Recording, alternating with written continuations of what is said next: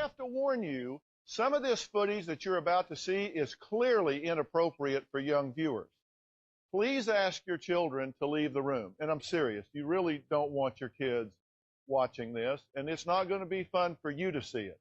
But we have to be aware of what's floating around out there and what our kids have access to.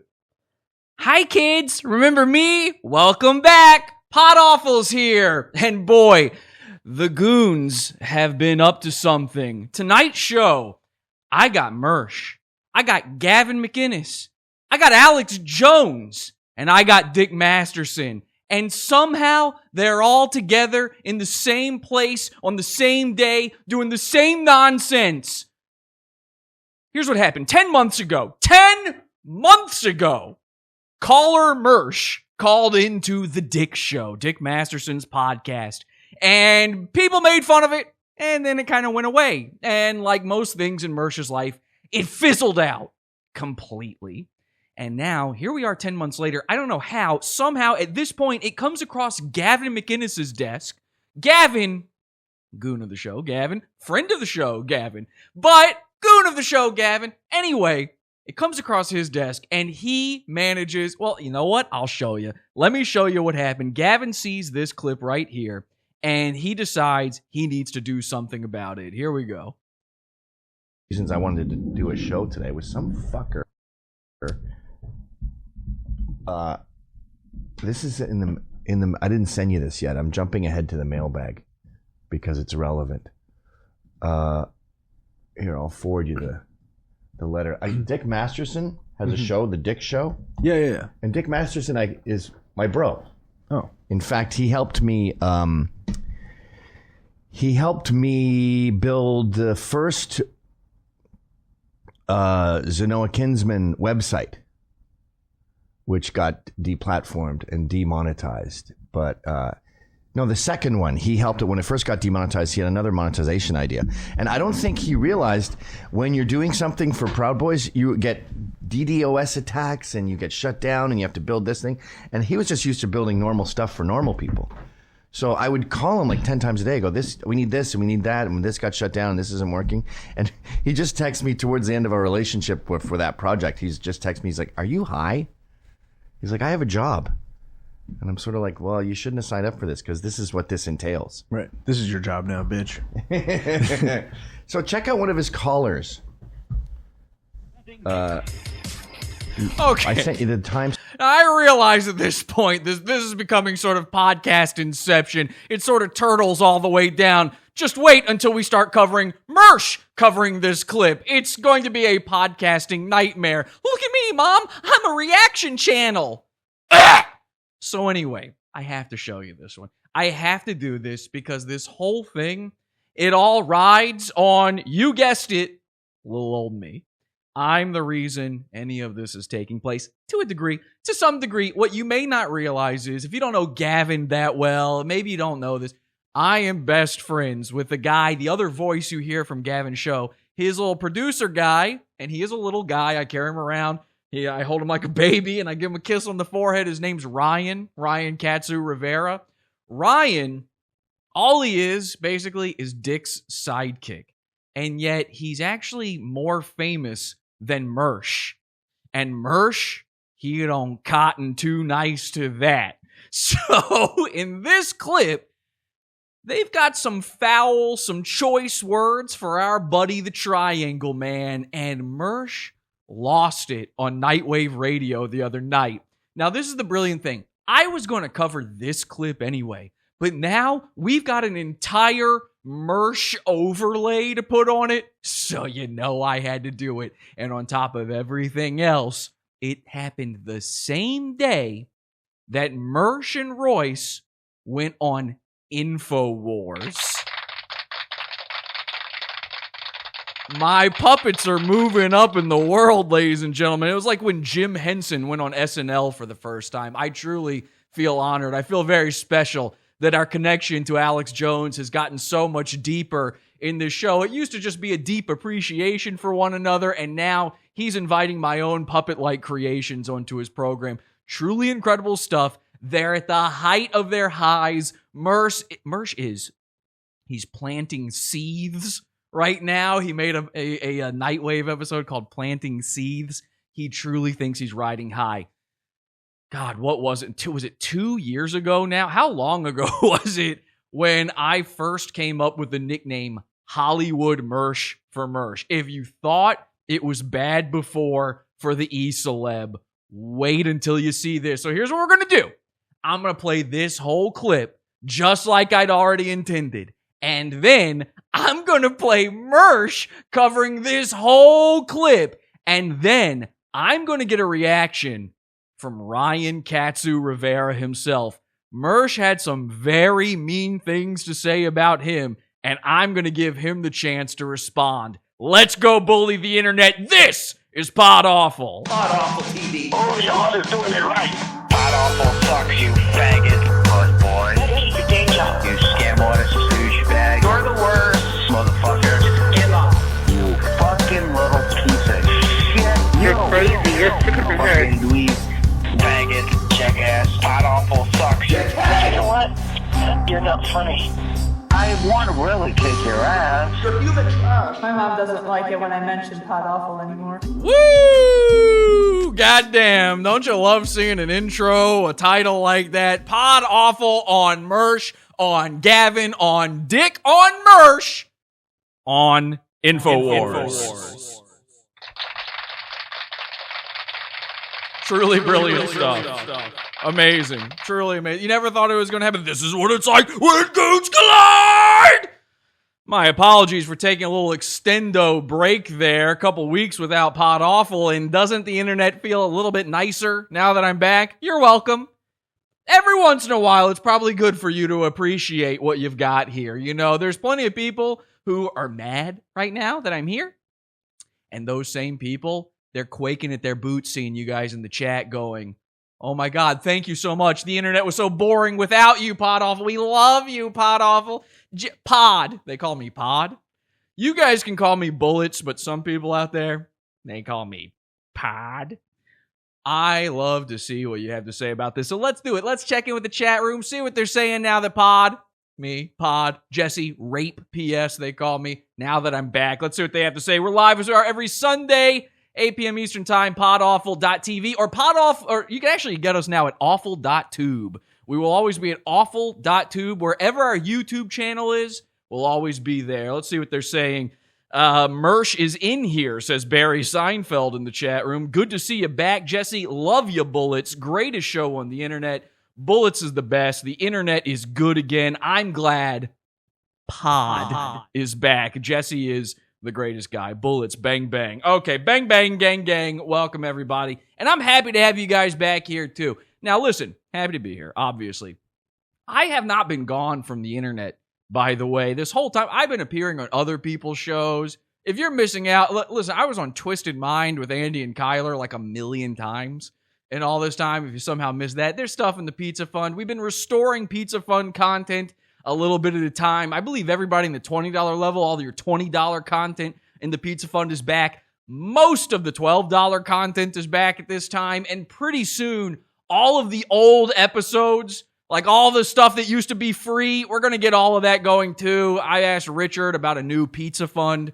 So hopefully we're going to get a new Pizza Fund going, a new website going, the whole shebang. It's all going to happen. I've got some more announcements when it comes to all of that kind of stuff, where you can get your Pod Awful fix in just a bit. There's a ton of people who still don't even know that we've been back at all on YouTube. They think I've been gone for months now.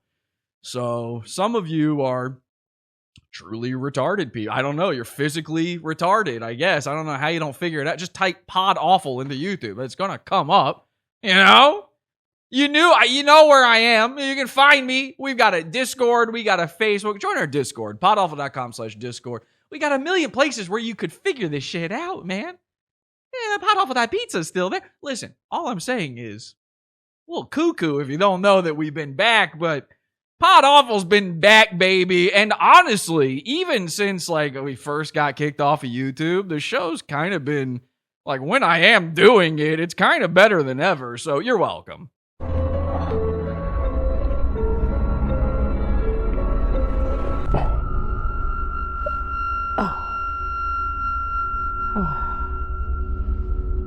Thank God. Awful is back, baby. And the earth is flat, not round. See, I see this in the chat room. There's a few people in there saying, like, I loved Jesse on Twisted Mind. I loved the first episode of H2BH. I'm doing a new podcast, and it's truly inventive stuff. This is like life-changing. This is going to shake the internet to its core. It's completely different than anything anyone else is doing. When I'm not doing Pod Awful, I'm still doing a show. It's called H2BH, the show. And here's how it works. Now you do have to kind of follow around, and we're going to get to the Gavin stuff in just a second here. You do have to kind of pay attention, but here's how it works.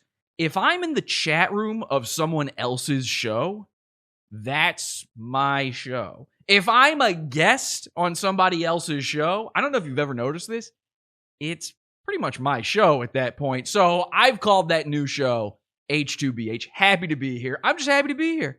I'm happy to be anywhere on the internet at this point. Hell, if I'm on Twitter, it's H2BH, the show. So enjoy the show. There's some people saw that. I was in the kill stream the other night. Ethan immediately banned me from the kill stream because I made the chat room H2BH, the show. Sure, the goon stuff, it never ends. Unlike that Scream, which does end, it never ends, okay? It really doesn't. Pod Awful, unstoppable, powerful, infinite.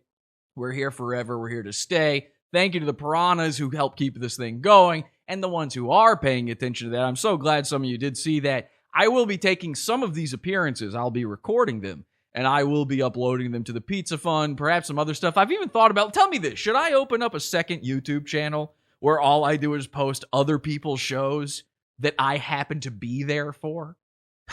H2BH, the YouTube channel. What do we think? A second podcast? I mean, that's a pretty good deal if you ask me. I don't know. You tell me in the chat room. We'll pay attention to that later. Let's get back to the Gavin coverage because people are dying for it. So here's Gavin on Dick on Mersh. Stamp is in the letter. It's like 9:30. Sounds like him.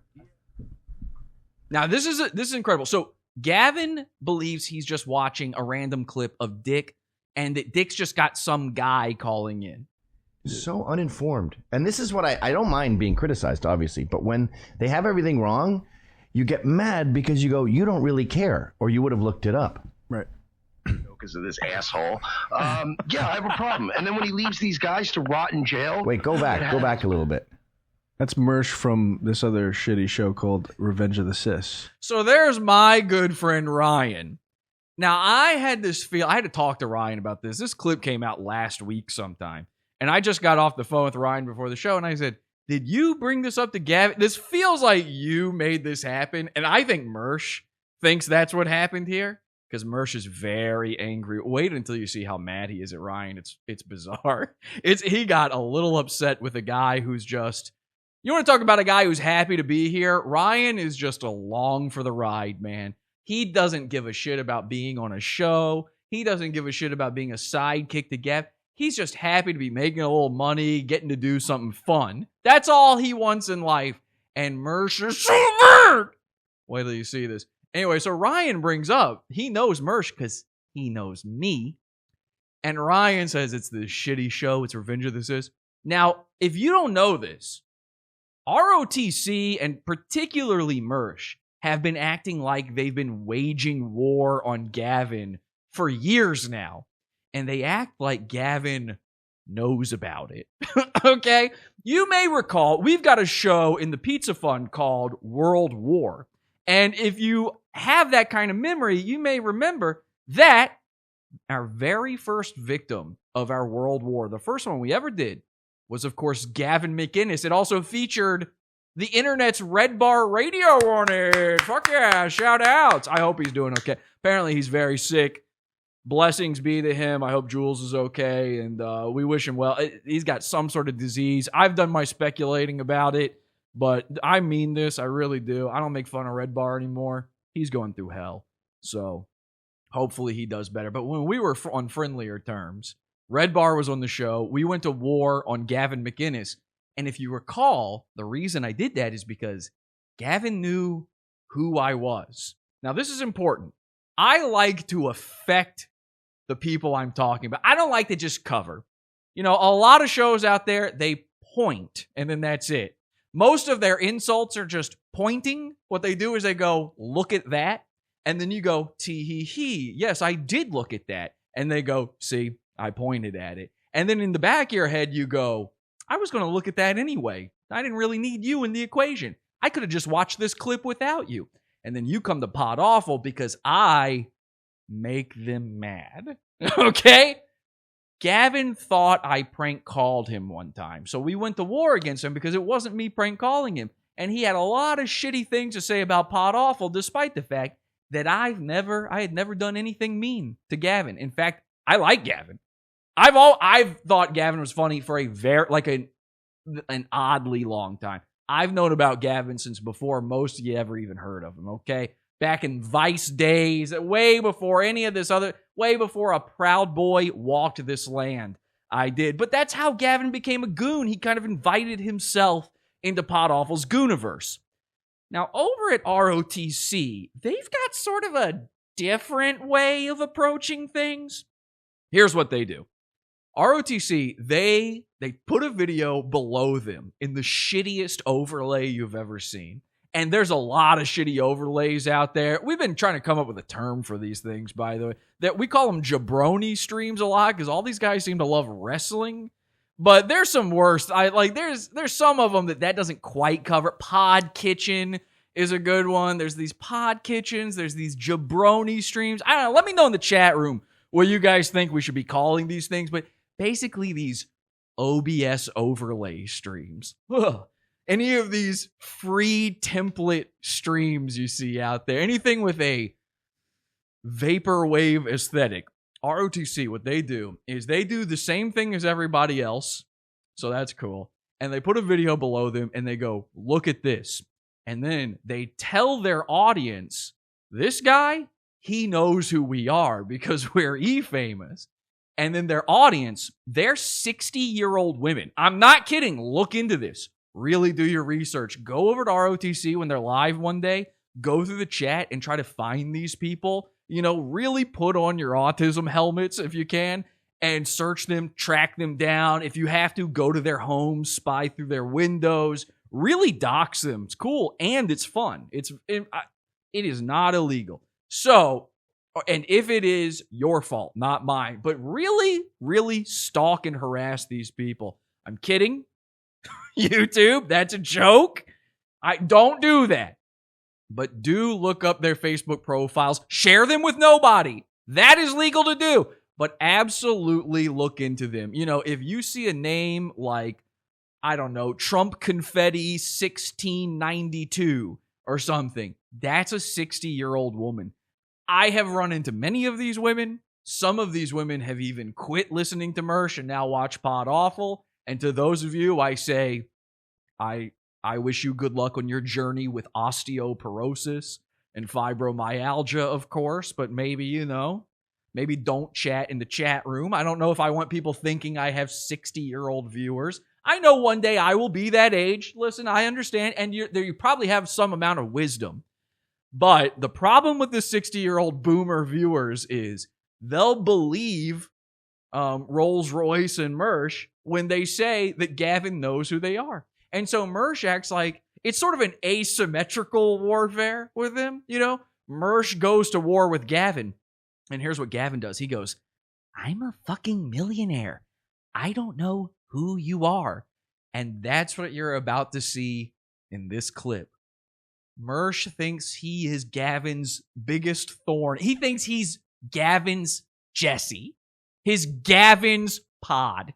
Okay? That's what he thinks he is to Gavin. Watch this. I love this. I really do. Watch this. Oh, those guys are obsessed with who's calling or the guy sitting there? Mersh, the guy on the call like this. Oh, that's the guy. He's fat, he's got a lazy eye, he's balding, he's stupid. I used to. How did you know it was him calling? I could his voice. Listen to his voice. For wealth. Yeah. But when I see guys that's how you know.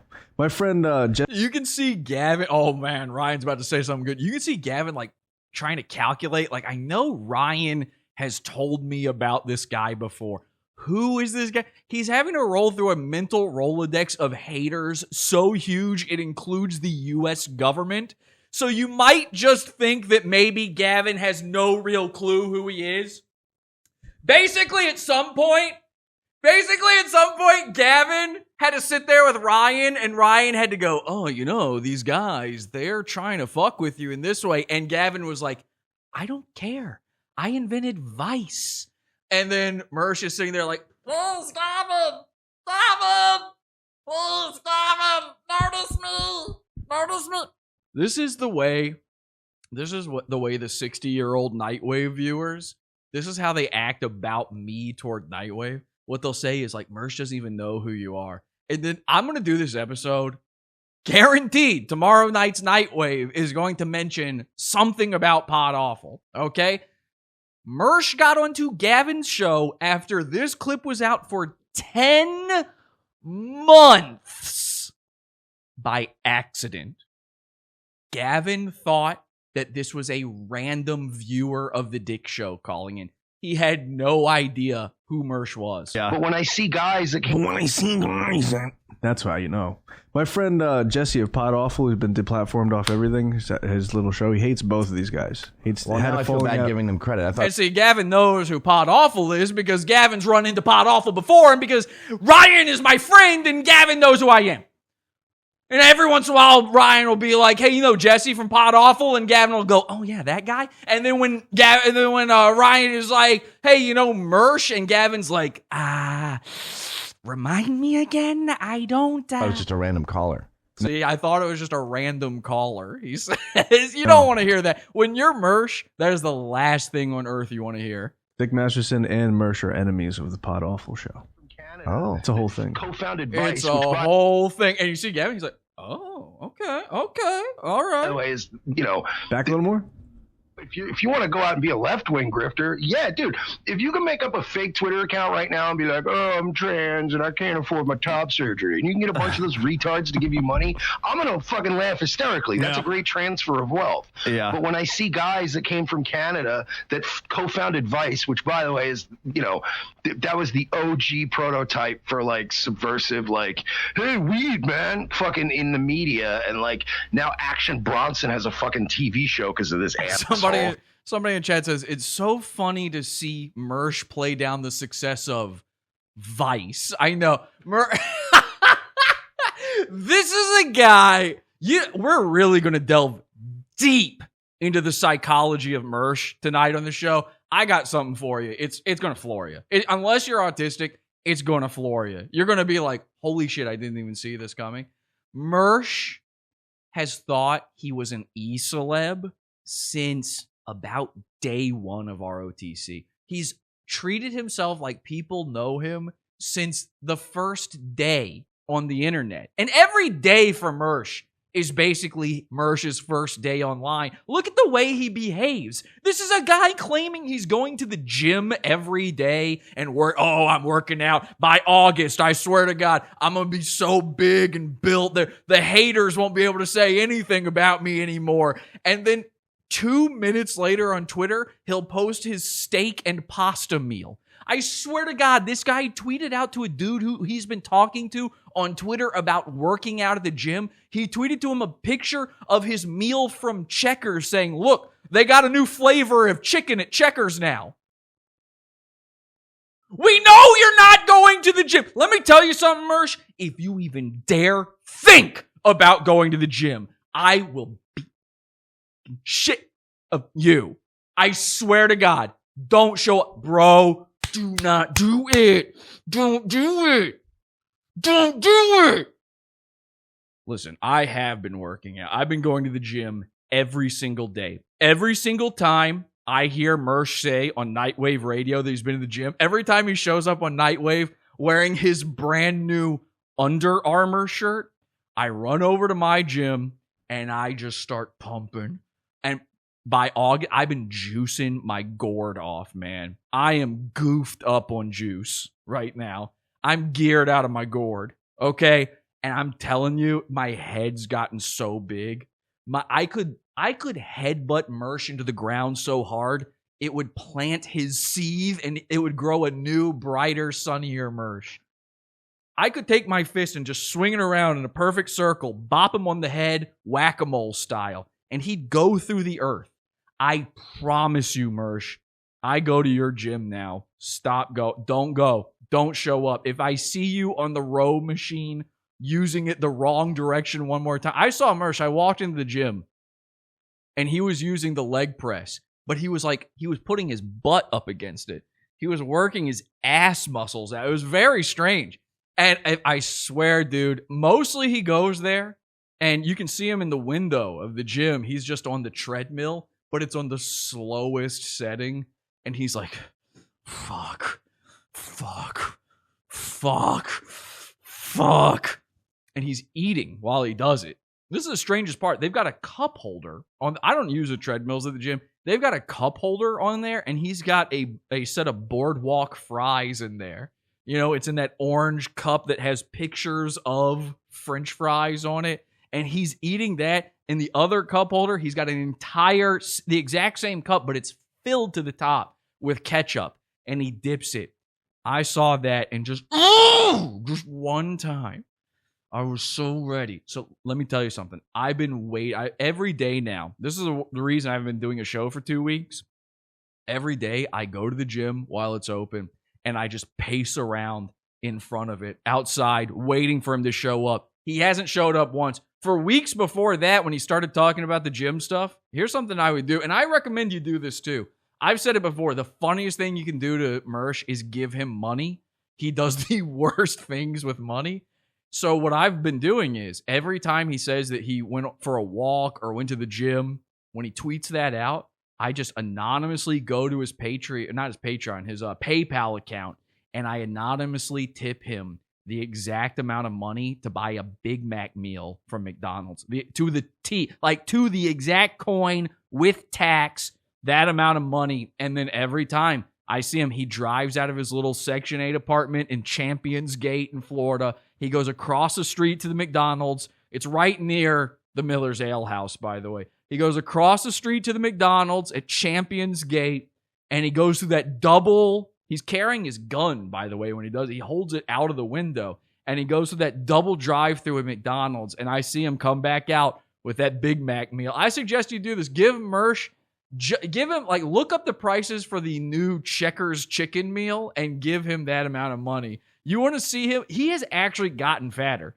If you watch Nightwave, you can see he is now physically fatter. The way he used to get away with being fat is he had skinny guy face. He was like a reverse butter face or whatever you call that. I don't know what the name for that is. But he had a thin guy face. And everyone thought, oh, Royce is the fat one and Mersh is the thin one. And so all of their fan art, Mersh is like a skinny little guy. And then for the first time ever, people saw him in Tampa, and he's this bold. He was bigger than Royce. It's unfair for me to even call him Rolls Royce at this point because Mersh is honestly way bigger. And people are like, oh my God, it really woke people up. You know, I saw Mersh in real life for the first time. Was that a year ago? I don't remember when it feels like forever ago. Was that a year ago or was it 2 years ago? I met Mersh in New York, and it was jaw-dropping. He's so short, but he's so round. And he wasn't as fat as he is now then. He was skinnier then. Now, if you look at Nightwave, he's even fat in the face. He's got jowl upon jowl. His arms are so fat. It's bizarre, man. He actually, this is not a joke, he's 300 pounds. He is at least 300 pounds. He confirmed he's over 250, but he said he won't say the number. That means you're 290 to 300. If you won't say the number, but you will say over 250, then you are 300 pounds. I don't write the rules. I just follow them like an autistic guy follows the train schedules. So all I know is, Mersh, if you show up to the gym, I swear to God, I could pinch your head off of your neck. I could just go boop, and it would shoot up into the sky and cause a rainbow effect. Probably it's Pride Month. Yeah, I have a problem. Yeah, why'd you do that? Sorry about that. And then when he leaves these guys to rot in jail that had his back in New York, that was when Apparently, it was 2 years ago I met up with Mersh. Man, crazy. It seems like it didn't even happen. It doesn't even seem real anymore. it was like, all right, this went from just goofing on Gavin to this dude is like a complete Wait, psycho. how did I leave them to rot in jail? Right. This is the thing that bugs me about people who say that. What jail is Max in? Now, I want to be clear about something. I don't give a single fuck about the point of any of this. Okay? We don't need your take or your opinion on Gavin himself in the chat room. We don't need your take or your opinion on if Gavin did the right or wrong thing, if Mersh is right, if Gavin is... I don't care. I don't care that Gavin shoved a dildo up his butt. I don't care that he kissed Milo Yapalapaladopolis. I don't... right on his Yapadapalopolis. I don't care. Okay? We only give a shit because goon. Is he in governor? What jail? Actually, I'll tell you this. You know, again, Gavin was an enemy of the show for a while. He was on the World War. And then I became the leader of the Proud Boys just out of spite because Gavin stepped down. And I've decided I had an opinion here. I don't have an opinion anymore. I don't care. If it's politics related, if it's any of this stuff, I don't care. I'll tell you this, though. In preparation for all this stuff, I went for the first time and checked out one of Gavin's shows on censored.tv.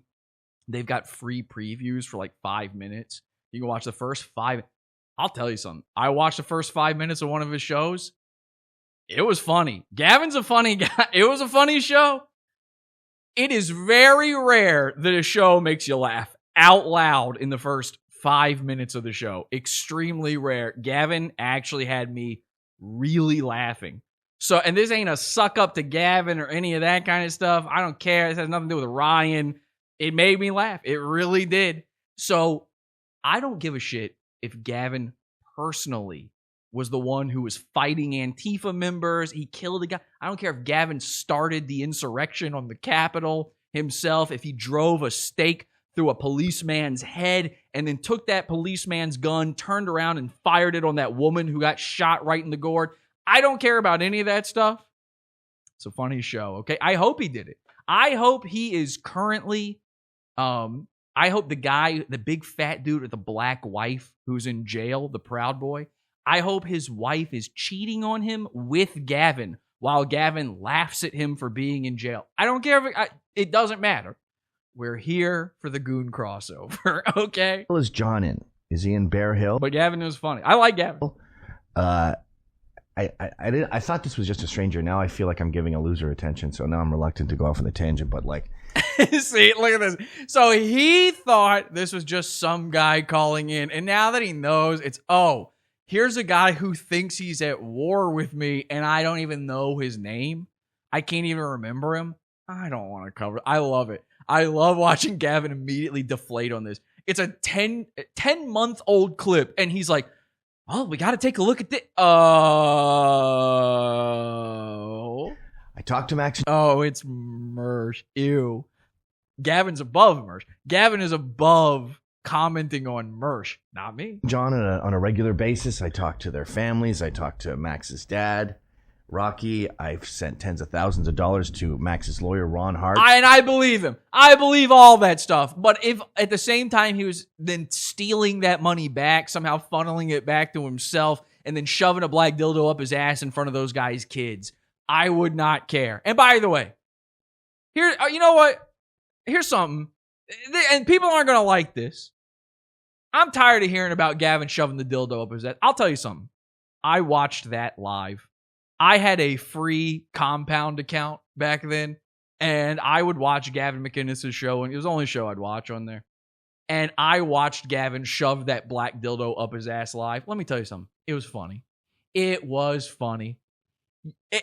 The guy is fucking, I don't know, 50 years old or something. He's already had a finger up his ass. You think he hasn't done worse? Look at the tattoos all over him. He found advice, for crying out loud. He was doing it for humor. He didn't do it you didn't discover him doing it. He wasn't doing it in the privacy of his own home and a guy was filming him through the window. He said, I don't know, what's the big deal about shoving something up your ass? Is it even that hard to do? That was the premise. The premise was, is this even that bad of a thing to do? And you know what the answer was? Yeah, it was. He didn't enjoy it. It was difficult. He barely got it up there. And I was watching it like this. I was going, oh, God, oh. People are so sensitive. Your sensibilities. Now, would I do that? No. I think it is a strange course of action as a grown man to be a stunt boy on your own program. That's something, if you're doing stunts on your show, then I don't know. But listen, he went for it. He committed. He got a little bit of it in the butt. And for that, we applaud him. And you are a real prude for being against. It's funny. It was funny. Oh, he kissed a guy who sucks black dicks. So what? What is it? You? Did you think you were Gavin? This is what I think. I'm starting to believe that the people who got upset about these things, they were looking at Gavin like he's one of their heroes of the alt-right or some shit, which makes you gay, by the way. To even be on a side is gay, and then to have a hero as a grown man is gay. If your hero ain't, I don't know, your dad, maybe your brother went to war and he died, I guess he can be your hero. If a guy literally saved your life, he could be your hero as a grown man. But if your hero is just some guy you saw on the internet and you were putting yourself in his shoes until he put a dildo in his butt, and then you felt like, that's like you put your dildo in my butt. Guess what? You imagined having gay sex. It's Pride Month. You're allowed to imagine having gay sex. I got no problem with you imagining having gay sex with Gavin, but that's what you were doing. And every time you're on the internet mad about it, every time you post on Reddit, didn't he shove a black Why do you mention it was black, by the way? Could have been purple. It's made of fucking, I don't know. I don't even know what a dildo is made of. What is it made of? Rubber? What is it? It could have been made of aluminum. I have no clue. I don't think it was black because it was meant to look like a black guy's. Are you that racist? You're racist against dildos now.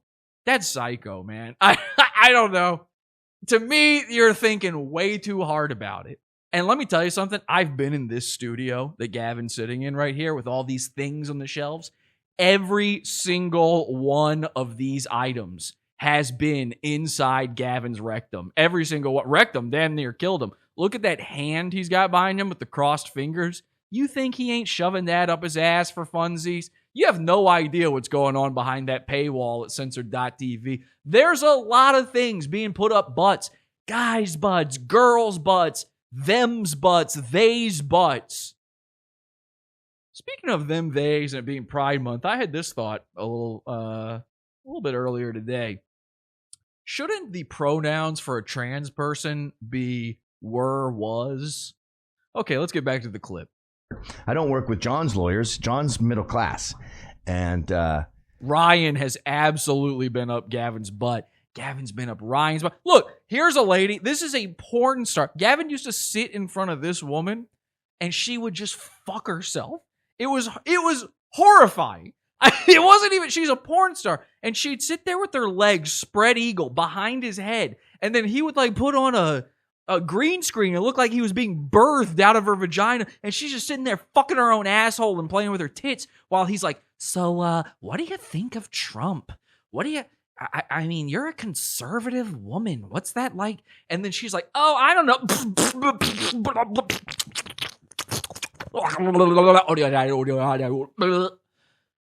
It was horrifying. And then it turned out she's a pedophile. Listen, the man is up to no good. Sure, but it's fun. Nobody else is doing it. You got to give him that. Maybe there's a reason. Nobody else is doing this stuff. Nobody else is pretending to be birthed from a pedophile's vagina while asking her about the geopolitical spectrum as a conservative.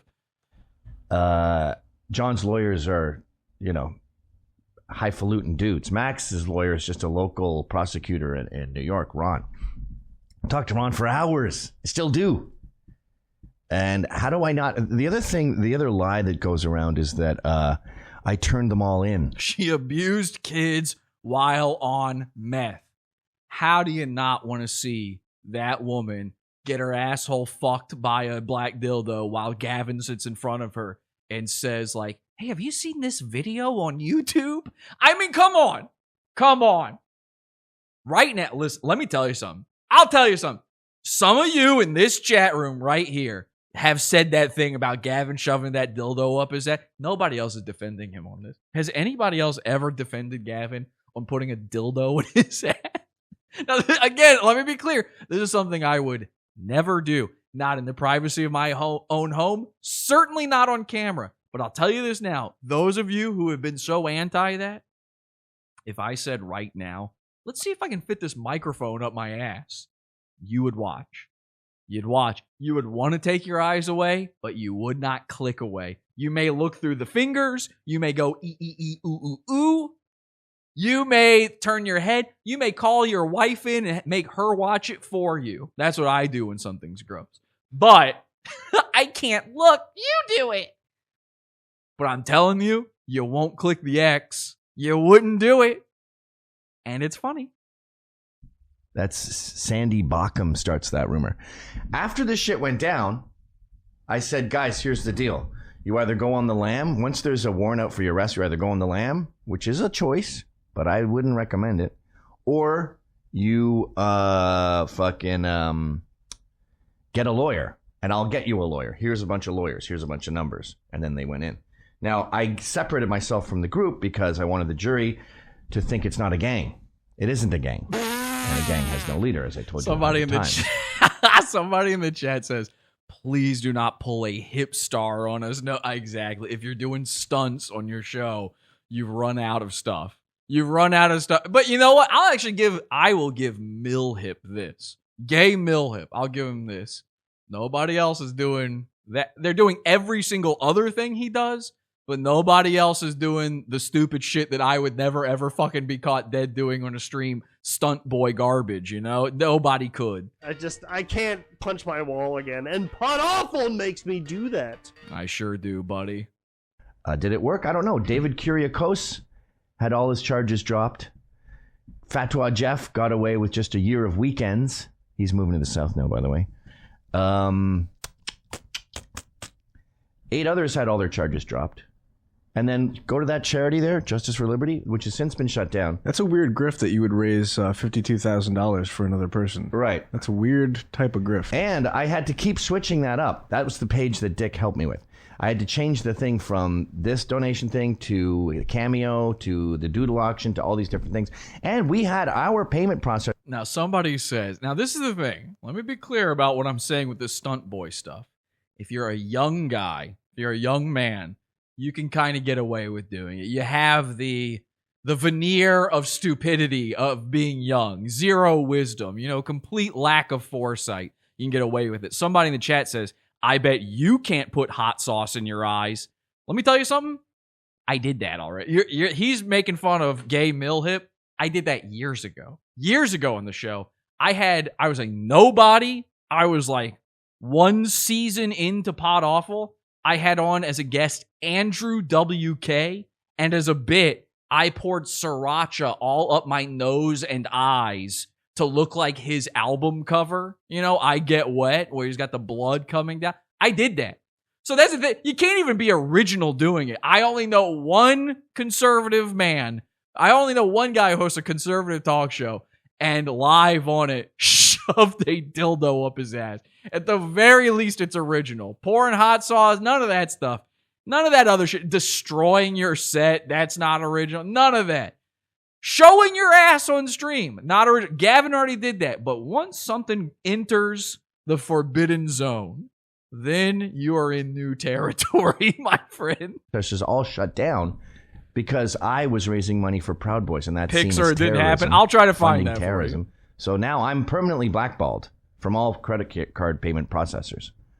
Like if you gave me a bar, thanks very much. I can't do anything with it. I can't process credit cards. They're also using your footage in the court too. So if you separate yourself from the thing, it's like, well, Whatever you think about this guy. Half the court was separate. quotes from my show. Right. So if I'm the leader, then these guys are going to go out and do more horrible things. Anyway, go ahead. The fucking site that I was working on for him was a fund to help one of those guys out of jail. No. The guys were in jail. It was there. You just saw the picture. It was there for the baby, for John's kids. So, wait, did Dick just defend you and say, actually, you're wrong? Well, what Dick's doing here is he's keeping a show moving. Right. So if he's... All right, the clip I'm talking about is so old that I can't find, all of my stuff was just deleted from YouTube, but the hot sauce thing is so old I can't find it on my computer anymore. I'm sure it exists on some hard drive somewhere. I do have the thumbnail from it, which I can show you here. There you go. There's me with sriracha. That is actually sriracha pouring all up in my nose and mouth, and Andrew WK is on the phone with me. That's why it's a party tip. It was Andrew's idea, actually. So there you go. That's bullshit. Fuck off. Get lost. You don't have a call. So he's just sort of staying neutral and being like, I didn't know that. Mm-hmm. I just emailed him all of this, by the way, to get him on the right page. That was when it was like, all right, this went from just goofing on Gavin to this dude is like a complete psychopath. The fucking site that I was working on for him was a fund to help one of those guys out of jail. Ironically. Yeah. Anyway, Justice for Liberty. Or was it just a website for Gavin to, make some money and say he's getting him out of jail? Well, I hope it's... Wait, so now I was taking that money? Well, yeah, he's dubious. He thinks that you, a person who could just retire. So where's Zenoa Kinsman saying Gavin stole all the money? Yeah, she should be out there. Why don't you talk to Zenoa Kinsman? Or why don't you talk to Max and John? This is the other thing that pisses me off. These guys who complain about me wrecking society or doing something wrong. So this whole thing, the entire point of all of this for Gavin was just, I didn't know this was out there. I didn't know a guy that I thought I was like friends with, Dick Masterson, is being told all this stuff. And as far as I'm concerned, this isn't true. Whether or not it's true or not, I don't care. I don't give a shit. But on Gavin's point, this isn't true. He says he emailed Dick about it. And then it becomes Mersh is gay. This was just Gavin setting the record straight. And then it becomes, oh, wait, this guy Mersh is gay. Anything. This guy's never written to Max and John asking them what's up. He's never helped anyone do anything. Dude, that fatso he gets booted off all the things that he tries to like grift and get money for. Every show they do, it's like they try to, there's like a bar of donations. This is so funny. So Ryan has been sitting there. I asked Ryan about this before the show. I said, did you know this was coming up on the show? Did you set this up? And he said, no, I had no idea. But the second Gavin started talking about it and started playing it, I went, oh, I know that voice. That's Mersh. And he's been sitting there biting his tongue the whole time, waiting to talk shit about Mersh. To like grift and get money for. Every show they do, it's like they try to, there's like a bar of donations and he's like, donos. And he's really pathetic. And he doesn't love what he does. He stinks at it. Let's stop talking. So even Gavin's like, let's not even give him the time. Don't give him the time. See, that's the difference between Gavin and Mersh is Gavin says that and means it and tries to actually get Ryan to stop. You can see Gavin is not saying shit about Mersh. He doesn't, to quote Mersh, he doesn't want to give him the shine. Mersh will say the same thing about me and then go on talking about Pod Awful for 48 minutes on his show. 48 minutes. About him. I'm just giving you a little background. I want to just deal with the allegation. And Ryan's like, I'm just giving you a little background. He's just a pathetic loser with a dono bar constantly going. It's just, I'm giving you a background. That's all it is. Severely pathetic. And by the way, at the end of every show, we not only like try to raise money, but tell you contact them. Yeah, we constantly have information on how to contact these people in jail and get them by. And I send them books. I fill their commissary. I deal with the family. I've raised probably $100,000 in. Oh, I've got the Vimeo link to the hot sauce episode. Thank you, Trevor. All right, well, maybe we'll take a detour and go back to when I was young enough to do the stunts, okay? Total. And tens of thousands of dollars of my own. I paid for Max's appeal with Ron Hart, right? I had Steinglass come by my house, chewed him out. They've been convicted and sentenced. Like, everything is a grift with Gavin. This is why I hate him. Oh, see, now I'm getting angry. I'm Here we sorry. go. But Here we go, yeah. When this cocksucker when these guys got arrested in New York, the 3 guys, right? Yeah. One of them's a fucking father of 3. Yeah. One of them was just having a baby as they were sentencing him. Yeah. When these fucking guys got in trouble, they started a fucking thing where they were like, hey, let's help these guys out. Let's try to get them good lawyers, whatever. At the exact same time, Gavin started his Free Gavin campaign where he was taking donations from Proud Boys and people so he could sue the SPLC in some kind of like Dick's laughing so much. It's so funny how serious Gavin takes. I don't like that Dick is laughing so much. Now he's joking. Just to be clear, he's joking, but Mersh is going to pretend to take him serious about that. In some kind of like Dick's laughing so much. That's just patently false. John and Max were arrested in October of 2019. I began the lawsuit. Ron Coleman began the lawsuit in February of 2019. It's impossible to raise money for Proud Boys, by the way. Impossible. So I don't know how much money we raised for Max and John. I don't think we did. The only thing we could do was raise money for his family. So we started that, raised $50,000 there. And then months later, the following year, I started the SPLC suit, never took 1 red cent, never seen a penny of that. Now listen, again, I don't care if that's true or not, but let's see who's talking about this, about Gavin lying. Let's see who's talking about Gavin grifting. Let's take a hard, close look at the man who is claiming otherwise to all of these points. It's a guy that we all know is a liar, grifter, and, to quote Ryan Katsu Rivera, pathetic loser. Who's the big boy with the race car chair? Sleeping on the sofa and losing his hair, he destroys the cougars with his devastating wit, but the only hole he's getting is the Sarlacc pit. By his own admission, he's a gay vampire. He crushes up the bones and snorts them to get higher. His eyes are crossed, like, what? Yeah, he's short and squat and he spugs out a lot. Hollywood Mersh. Forgot to play it at the beginning. That money all went to Ron Coleman and lawyers. It's still sitting there. Much of it is left in a nest egg, and we're still chipping away at it, trying to come up with new angles to get this thing off the judge's lap. He's not moving on it. So in his version of events here, Max and John get arrested. There's all this need to raise money for them, and then I take it, which is patently false. We managed to raise a bit of money for them. It gets shut down instantaneously, right? Within days. The GoFundMe that Max's mom started was gone, right? Even when she was selling quilts, that gets shut down immediately. I managed to raise $50,000 for his kids. I'm still raising money for them, by the way. We have to strengthen our payment processors to do anything for even his fucking black babies. Even Gavin, also his black babies. That's incredible. Still moving, still committing, still raising money for them, still talking to Zeno on a regular basis, still sending them shit every day. And then months later, Ron and I said, this is fucking bullshit. These guys are in prison for what? And then we started Let's Sue the SPLC. And 22,000 people donated, a total of $250,000. How is that a fucking grift, you loser who's never helped anyone do anything? Lawsuit that he's never going to win. So he was hustling people, free Gavin, and everybody thought they were giving money to get these guys out of jail. But he just Wait, stop. Everyone thought they were giving money to get these guys out of jail. No. The Sue the SPLC suit was very clear. Big website explaining everything. Everyone knew what they were doing. They were suing a hate group called the SPLC. They are suing a hate group called the SPLC. You made videos about it when Alex Jones. This is a really irritating lie because this is why I hate the SPLC. Now that's interesting. They made videos about it and they went on Alex Jones. Now I think some of you know why that's going to be important in just a bit. Martin Luther King had the SCLC, and after he was assassinated, all this money went pouring into the SCLC. The SPLC starts that day. Not that day, but like a couple as this flow is happening.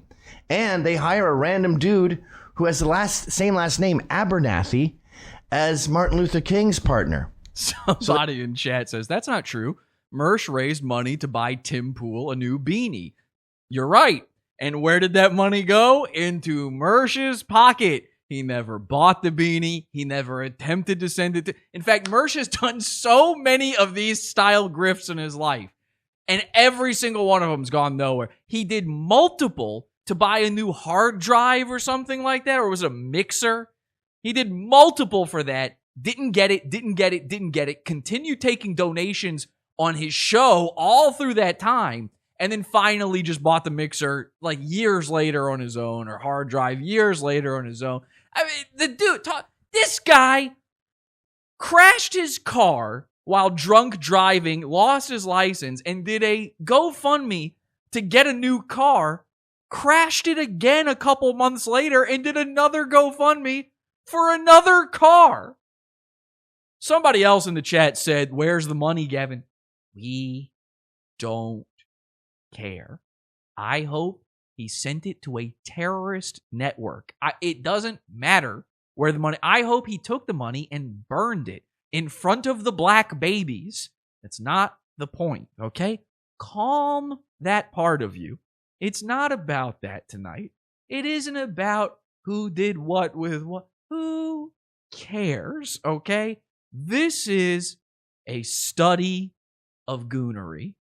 This is a study of how do these goons see each other.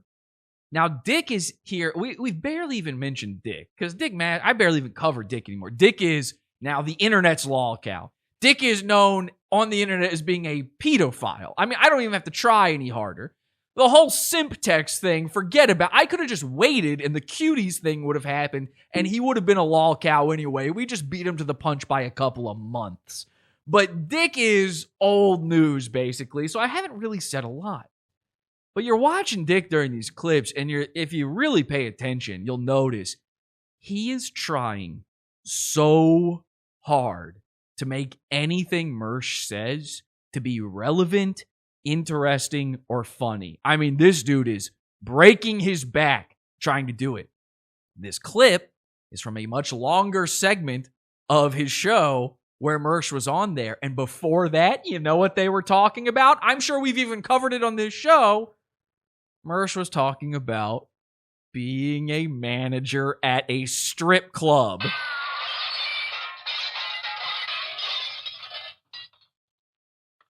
And that was tanking.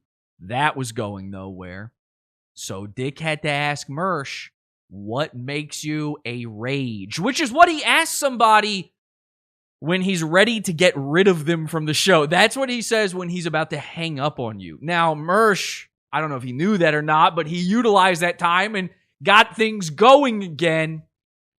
And at the end of all of that, at the end of the back-breaking labor to make Mersh funny or relevant that Dick did, at the end of Mersh trying to hold it together while his big appearance on the show was falling apart, you know what happened? Dick asked his guy to upload a clip from the show. The guy picks that as the clip. He titles it, and this has been a Mersh meme ever since. Mersh has been seething over this meme. You want to hurt Mersh's feelings? He thinks he's beyond it, but wait until tonight's show. Wait until the rest of this show. They upload the clip, and they title it, Caller Mersh Talks About Gavin McInnes, or whatever. They call him Caller Mersh. Now, for a normal person, that would just, you wouldn't even think twice about that. That would be like, yeah, okay, I called into the show, I'm Caller Mersh. But for Mersh, that is a hit to the ego so egregious that he never got over it. Never. He is still not fully recovered from it. In fact, tonight's show, I could have just titled it Caller Mersh, because that's what this is really all about. That little slight against Mersh is what the only thing that motivates him when he gets up. The only thing that drives him in the morning. And by the morning, I mean 3 p.m. That's the only thing that gets him out of his nest of beer bottles, his Michelob Ultras in the morning. He hates the idea that other people don't consider him to be as famous as he considers himself to be. Caller Mersh. Every other guest on the Dick Show has been a guest. anytime that they've made a clip of another guest, Sam Hyde calls into the Dick Show. It's not Caller Sam. It's not a brief visit from a fellow by the name of Samuel Hyde. Mike Cernovich is on the Dick Show. It's not Caller Cernovich. Mersh is on the Dick Show. It's Caller Mersh. He's not a guest. He's just a caller. It was a favor being done. Dick takes calls from guys like Clay Early, a dude who's in the chat room here right now. Dick takes phone calls from literal nobody incel weirdos. And Mersh immediately got lumped in with all of those guys the second they added caller to his name. And ever since then, r/Mersh and all the Mersh mockers out there have been referring to him as Caller Mersh. You want to know the beauty of all of this? I've introduced some of you, if you're in the Pizza Fund, to Dick's right-hand man, his Ryan Katsu Rivera, a guy by the name of Riley. Have you heard of Riley? AKA the Vizier. You gotta see Riley. You know who named Mersh Caller Mersh? It was Riley. It's again, this is what it's like when goons collide. Riley, the guy who tried to beat up Ethan Ralph and had to be saved by his girlfriend, gave him that nickname, Caller Mersh, and it's been a thorn in his side ever since. Wait until you see the rest of this. So they grab an Abernathy off the street, change one letter, and siphon all this SCLC money. Oh, by the way, I forgot. We'll keep this up, and again, we're going to watch the Mersh version of it, and I'm going to get Ryan on here in just a bit. But some people wanted to see, let's see, where is it here? Is this it? Oh, here we go. This is an old clip. This is very old. This is early days of Pod Awful. I'm literally in my bedroom recording this, but I managed to somehow get Andrew WK on the show. Party hard guy, when it's time to party, we will party hard.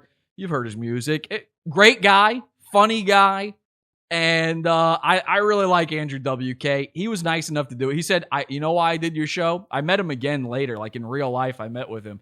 And he was like, yeah, I remember you. I did your show because I liked the logo. I'll never forget that. That's a guy after my own heart. He's a fonts man. Anyway, I got him on the show. I did do a stunt.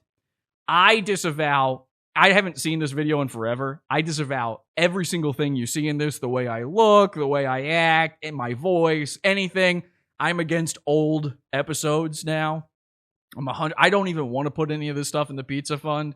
But I know there are people out there interested in this stuff. So I'm against all of this. Anything that is 2 years old, I'm against it. Okay? 2 years. That's all you have to go back before. It's no longer legally part of Pod Awful. Legally speaking, it's not a part of it. Spiritually speaking, it's not a part of it. But here I am shoving hot sauce up my nose. Young baby Jesse. Jesse. This is Jesse. Hello, Jesse. This is Andrew WK calling. How are you? Andrew WK. Now, and by the way, oh my God, this is so embarrassing for me. Don't look. After I come back, I've taken myself off the screen.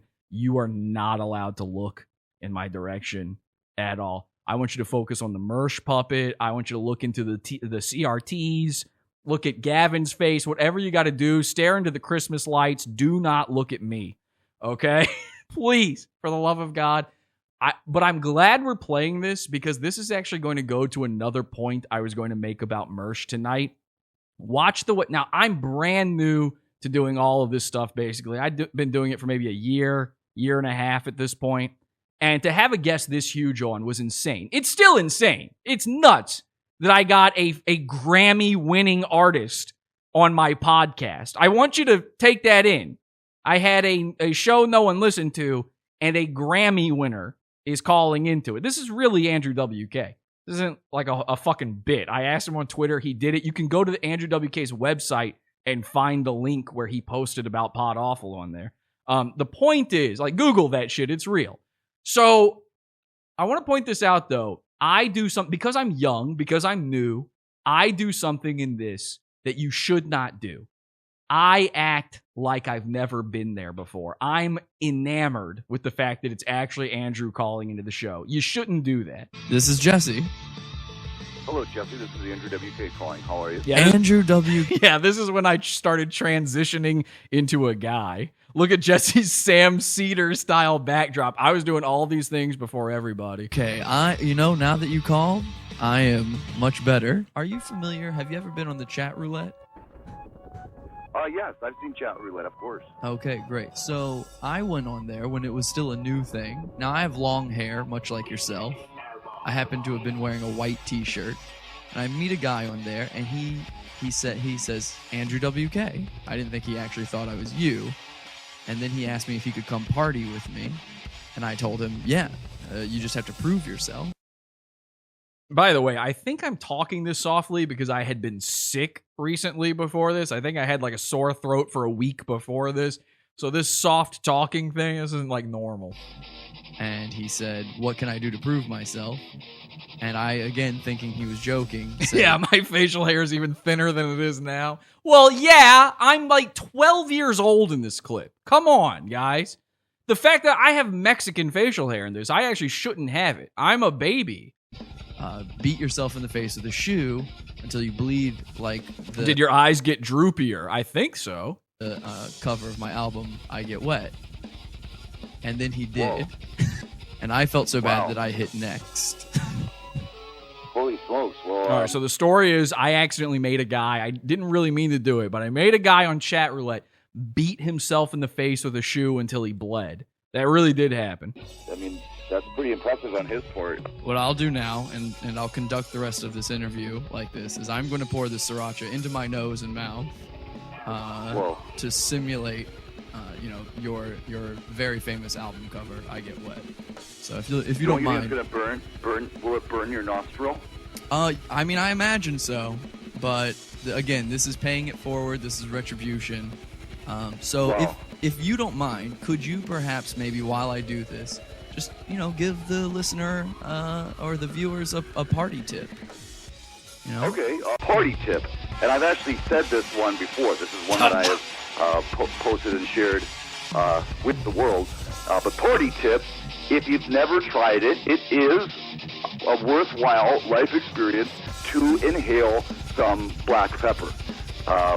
Since we've been talking about it, you will be, of course, well aware that you are going to sneeze. It might burn. It might be really irritating, depending on how sensitive you are. But I think it is worth having done that in your life. And if you eventually die someday, you can die knowing that at very least, you did at one time inhale some pepper. So go for it and just be prepared. Thank you. Okay, well, I have poured the hot sauce all over my mouth and nose. And is it burning your nostril? It is burning my lips. My lips are numb, and you might notice I'm talking kind of funny, and it's because it's making my lips pucker. Holy cow.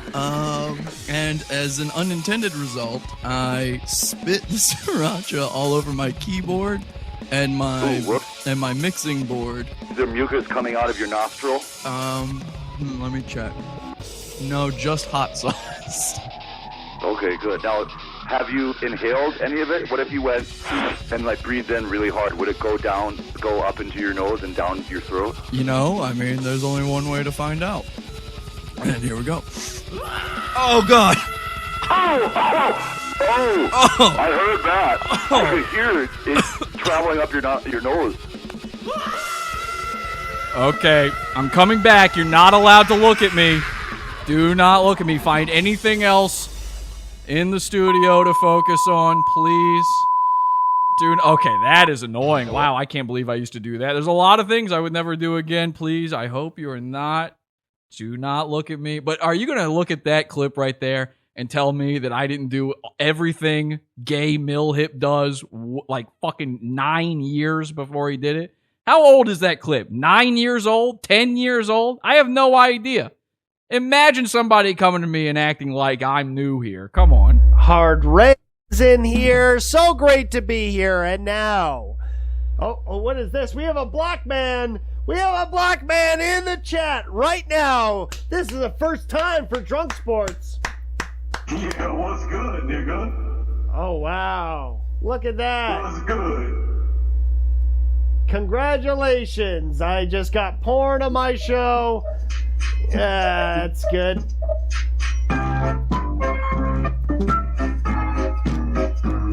I deserve that, so. And now, the biggest fail of that is definitely the moment we just saw, but. Yeah, there you go. Okay, again, please avert your gaze from me for just a little bit. Just focus on anything else. Somebody said Jess went from Les Claypool to Dracula. All right. Oh, that's that guy. I know who that is. You gotta see this guy's Instagram. That's a guy from Reddit. He always calls me Dracula. He makes like thousands of new accounts on Reddit to call me Dracula. It's very bizarre. He also thinks I'm alt-right, which is very strange. I don't know if he's been watching this whole time, but anyway, yeah, the Dracula glasses from that movie, they're not round. They're not round, so that one doesn't make sense. All the other people I get compared to, I know they're blue, but they're not round in that one. I was just rewatching that because of that Red Letter Media video. You're going to have to find a new one. The Dracula one doesn't really work. Anyway, somebody else said, yeah, that's basically just Millhip show. Wow. 9 years ago, I already did all of your stuff, Millhip. Figure it out. The many reasons I fucking despise the SPLC. They are a grift. And then this dork accuses me of doing the same thing. Jess Claypool. Oh, he just called him a dork. Sorry, I talked over Gavin. I was so enamored with the chat room. I pulled a Mersh just then. That's my bad. You know what? Again, look how big I am compared to I was literally a child in that clip. Look at this. It's insane. Anyway, I just talked over Gavin calling Mersh a dork. So my bad. Let's watch that again. And then this dork accuses me of doing the same thing. This is the first time Mersh has ever been addressed by Gavin. He wants you to get no. And he's big mad. Oh no! Oh, I hate that, Robert. Oh, I didn't know that, motherfucker. Yosemite Sam. See, they're just egging him on because it's good radio. I didn't know you had competing. Macho Man Randy Savage. Don't say it's good radio, Gavin. That's all Mersh wants to hear. Oh, I'm on radio? No. It's not radio. Nobody's on radio. I'm not sure there is radio anymore. Do cars even come with radios at this point? Don't call it good radio. You're giving him way too much credit. Like now he says, I didn't know they had competing websites. We didn't. It's just a lie. There's nothing has been Everyone's having a good laugh at a lie. Like, this is my beef when people come at me. Please make it be true. Like, I think there's two genders. I think most women would be happier at home. I hate education. I think it should be abolished. I think kids should be... Wow! See, again, listen, I'm not on anybody's side here except the side of funny. Playing until they're 10, and then they should be tested to see if they're smart enough to go to secondary, or... Yes, I think women should be dragged in the streets and shot in the head. Yes, I think minorities should live behind cages. Get a trade at 14. Those are all pretty controversial views. Come at me on... I don't actually think that. I don't want Gavin to do a whole thing about me saying that, so I'm joking. That's the way a guy like the dude in the chat would see what you're saying. Knows. They're like, you went to Charlottesville. You instigated the January 6th insurrection. That's the imagination of a liberal saying that. I was playing a character just then, okay? Obviously, the man shoving dildos up his butt doesn't believe that minorities should live in cages, much like the movie District 9. And also they should be genetically mutilated into becoming bug people. Now, that's my belief. I don't think Gavin believes that, but I do think that we should take in every country, whatever the ethnic minority is, even if it's white, you should genetically mutate them into bug people so they're easier to spot from far away. That's my personal belief. I guess that's a little controversial. I don't know. Competing charities. You siphoned all the money. You abandoned the Proud Boys. You turned them in. Patently false. Patently Oswald. I killed my wife. I'm going to argue like that with my... Everything twice. Yeah. See everything twice. So, okay. Now, this is bizarre. So Dick and Sean are laughing at the fact that Mersh just turned into Yosemite Sam. Mersh doesn't like that he got compared to Yosemite Sam. He wants to sound like something cool. What's cool in the mind of a jabroni streamer? You guessed it, wrestling. Clap.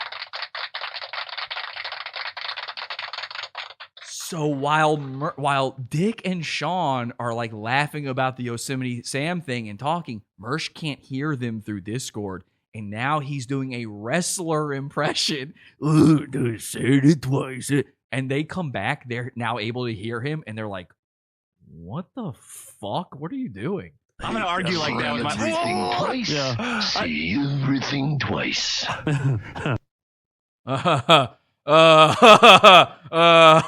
Yeah. See, that Sean wasn't even laughing just then. That was just his Tourette syndrome. He could not stop himself from making those sounds. It's unrelated to actual laughter. Don't get that mixed up. I didn't know he put up competing charities.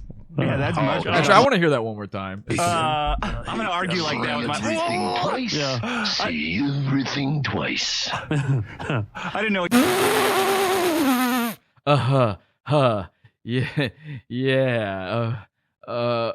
Okay. Everything twice. Yeah. Say everything twice. I didn't know he put up competing All right, strange. charities. Yeah, that's much That's worse. not a thing you can know. Fucking It doesn't God. exist as a truth. He's so high on the list of people I hate. God. That's good to That know. Bony Slobrano. They're calling Mersh in the chat room. That's good. That's good. Good one. Because of what he does to his own follower. Like, I don't even care if you're a scumbag. I'm a scumbag. Like, you know, like when people come up with like dirt on me or dirt on Dick, it's always like, well, he lied to this girl to get his dick sucked. Or, you know, oh, he went in. So Mersh is, of course, referring to me doing the simp text thing. But let's make something clear, Mersh. Nobody has ever made a lie about you having sex with a girl. That doesn't happen. Don't lump yourself in with Dick in that way. And that also wasn't the lie. There was no lie about Dick. Let's be clear about that. The simp texts were real. He confirmed it. It was very embarrassing for him. I don't know if you remember this, but there was like a 4-month nightmare scenario going on in the Dick Masterson household. And by household, I mean strange small garage in the Hollywood Hills. So it wasn't really lying about some girl sucking his dick, and it certainly never was about you, Mersh. What's his other one? His other fake example. It's always like, well, he lied to this girl to get his dick sucked. Or, you know, oh, he went into a Wawa and he didn't pay for his sandwich. And see, Dick's from L.A. They don't got Wawa on the West Coast. He doesn't even know what you're talking about here. So now Mersh is just trying to make it about himself. He paid for his gas. Like, okay, fine, whatever. So Mersh is told on himself, Mersh doesn't pay for his gas. Add it to the list, okay? That's out there now. That is called telling on yourself. He tattled. He accidentally tattled on himself. It's not something he meant to do, but he had to come up with something quick. He couldn't remember anything that's an actual lie ever been said about him because nothing ever said about him is a lie. He absolutely does have a triangular penis. He absolutely is a man-slave. And of course, most importantly and most truthfully, he smokes bones. So he couldn't come up with anything, so he had to tell himself. He was like, okay, what's something bad I've done that's not too bad? Oh, I didn't pay for my gas. What? He's working the system. Yeah. But like, he's working this. Oh, Gavin's about to say, hang on. And he didn't pay for his sandwich and he only paid for his gas. Like, okay, fine, whatever. He's working the system. Oh, he didn't. I'm sorry. It's not he didn't pay for gas. Is he didn't pay for his sandwich, which is even more Mersh-like because, you know, food. A Wawa and he didn't pay for his sandwich and he only paid for his gas. Like, okay, fine, whatever. He's working the system. Yeah. But like, Working this the is system? a dude who has a built-in.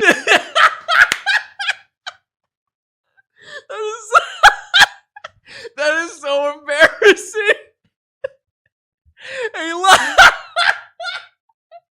A literal millionaire is laughing at Mersh for calling stealing food working the system. You know, he went into a Wawa and he didn't pay for his sandwich and he only paid for his gas. Like, okay, fine, whatever. He's working the system. Yeah. But like, this is a dude who has a built-in. And he just brushes it away with a laugh too. Working the system. Okay. This is a guy who, I mean, could just pay for like fucking anything. Yeah, he's a millionaire. Gavin's a millionaire. And Mersh is having to scrape by on gas station, stolen gas station hot dogs. Gavin might as well put on a monocle and a top hat and be like, okay, whatever, bum. Anyway. Fan base that all he has to do is be like kind of nice to, kind of empathetic to. And he just squeezes them, man, and he squeezes them. And then when they need his help, he's just kind of like, oh, I'm leaving the Proud Boys. I don't. And then he said he left the Proud Boys to help them get a better deal. Okay, just laughing in general isn't yuck. You can't say it every time, Renaissance Ming. This is his problem on Reddit too. Every time he comes back to the new account, it's so easy to spot him because he's only got 4 things. Dracula. What was the one he said earlier? He was like, "Don't forget that. I already forgot it." Yuck. You got it. That was actual. Like, fine. Maybe I laugh at myself a little too much. Dave Chappelle slapping the microphone into his own leg. No big deal. Anyway, my point is, if it's a real laugh, you can't say it. Okay, I don't mind you being here, and I don't mind you saying bad things, but that one's ridiculous. The yuck. You should be sitting there yucking too. It's very funny. I don't know. Did you hear The Millionaire? I'm gonna make you watch it again now. Now you got to see it again. Dirt on me or dirt on Dick. It's always, oh, and he didn't pay for his sandwich and he only paid for his gas. Like, okay, fine, whatever. He's working the system. Yeah. But like, this is a dude who has a built-in fan base that all he has to do is be like kind of nice to, kind of empathetic to. And he just squeezes them, man, and he squeezes them. Oh, he's been annoying this whole time. Well, I mean, as long as he's not spamming, it doesn't matter. And when they need his help, he's just kind of like, oh, I'm leaving the Proud Boys. I don't. And then he said he left the Proud Boys to help them get a better deal. Yeah. I remember that. I didn't like that laugh, Dick. Impression that they would drop the charges if I left the Proud Boys. Why? No. They got arrested. Stop. To be clear, it was not so they would drop the charges. That was never an option. It was so the jury. Yeah, by the way, I'm getting the yucks. Meanwhile, Dick is sitting there going, to Mersh. The dude is a tomato. And then Mersh, all Mersh said is the Proud Boy, a Wawa sandwich. I mean, come on. It's not even close. You want to talk about there's plenty of fake laughers out there. I ain't one of them. Jury wouldn't see this as a gang led by a guy. Did it work? We don't know. Didn't work for Max and John. It worked for the other 11. Actually a gang, and he was like, oh, what Proud Boy? No, I was never the leader. It was just a joke. It was a goof. He never said it was a joke. It didn't seem like a joke. Like, it didn't. He never said it was a like joke. A joke. Seemed like a political movement that I agree with, but didn't seem like a fucking joke. Dude, as soon as charges came down on a federal level, Gavin got out of there so fast that he actually left like a cutout in the wall, like an old Roadrunner. So wouldn't I disavow them then? Now, let me tell you something. That is the first time I've ever heard Mersh actually say a joke. That's not even that bad. That's pretty funny that he got out of there so fast. There was a cutout of him in the wall like a Daffy Duck or a Bugs Bunny. That's the best thing I've ever heard Mersh say, which is why I'm 100% positive he stole it from something. You couldn't convince me otherwise. Somebody find it. I was abandoning them, and would I not support them when they're on the show? I mean, here on the show on a regular basis? Anyway, this is getting ridiculous. I wish this was a random caller and not some dude who has a history of using this as a way to get attention. Right. I'm giving him attention. Oh, I knew this call would be educational for me. Yeah. See, that's the thing about Gavin is he knows, like, okay, I should just cut it here. I was going to do a whole thing on this. I was going to rebut it, but now it's a guy trying to get his jollies off of me. I didn't know this. Apparently, he's got some sort of history where he thinks he's like my enemy. Okay, maybe I shouldn't do it, but he would look like a pussy if he didn't do it. So he's in a bad place right here. This is just 14 minutes of his show. I don't know how long of a show he does, hour, 2 hours, whatever. 14 minutes out of it, it's probably not too bad. but he's kind of stuck. You get there. You get stuck in this rock and a hard place where it's like you can either address the thing that's going on and it kind of ruins it because you know that's what the person wants you to do. It's the position we put Mersh in every other night on Nightwave. Or you can avoid it and look like a pussy by doing it. So he's kind of middle of the roading it. To be honest, Gavin's really giving nothing to Mersh. He assumes Mersh is going to try to cover this, and of course he is right. And so he's kind of giving him nothing here. He's as even keeled. This is what you do. It's the only thing you can do in this scenario is you just kind of go, yeah, okay, all right. Is that what you really think? Okay. All right. And then there's nothing. Like, what do you say about that? How do you make that into something? Funny. It's not educational, Dick. So much. See, this is not Gavin normal. Like, normally on a show, it's a whole thing. Ryan would be doing impressions. It's like laugh a minute. Look, he works with Kumia. All right, that's Kumia's enough. and that's just it. Now he's going to So go that's off about Kumia. so now he's gonna go off about Kumia, which is something like you could really just say that about Mersh. Anytime you could end any clip of Mersh is like, okay, now he's gonna go off about Kumia. Right. All right, so here's the deal. I'm going to call Ryan here in a second. I haven't even gotten into the Mersh part. I guess this is going to be a long episode. I guess I owe you one at this point, but I told Ryan I'd call him around this time, and we're a little late. Oopsie. Here's what we're going to do, though. I got to start with this. If you don't know, Mersh and Royce had Alex Jones on their show the other day. It's the second time he was on, and let me tell you something. I'd be covering Alex Jones on their show right now.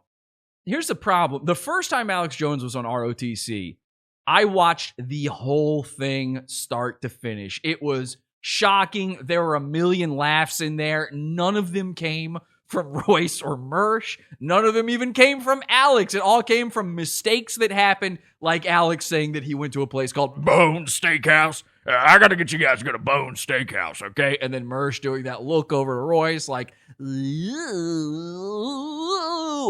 this one's going to end up on the highlight reel. Bones to make us feel good.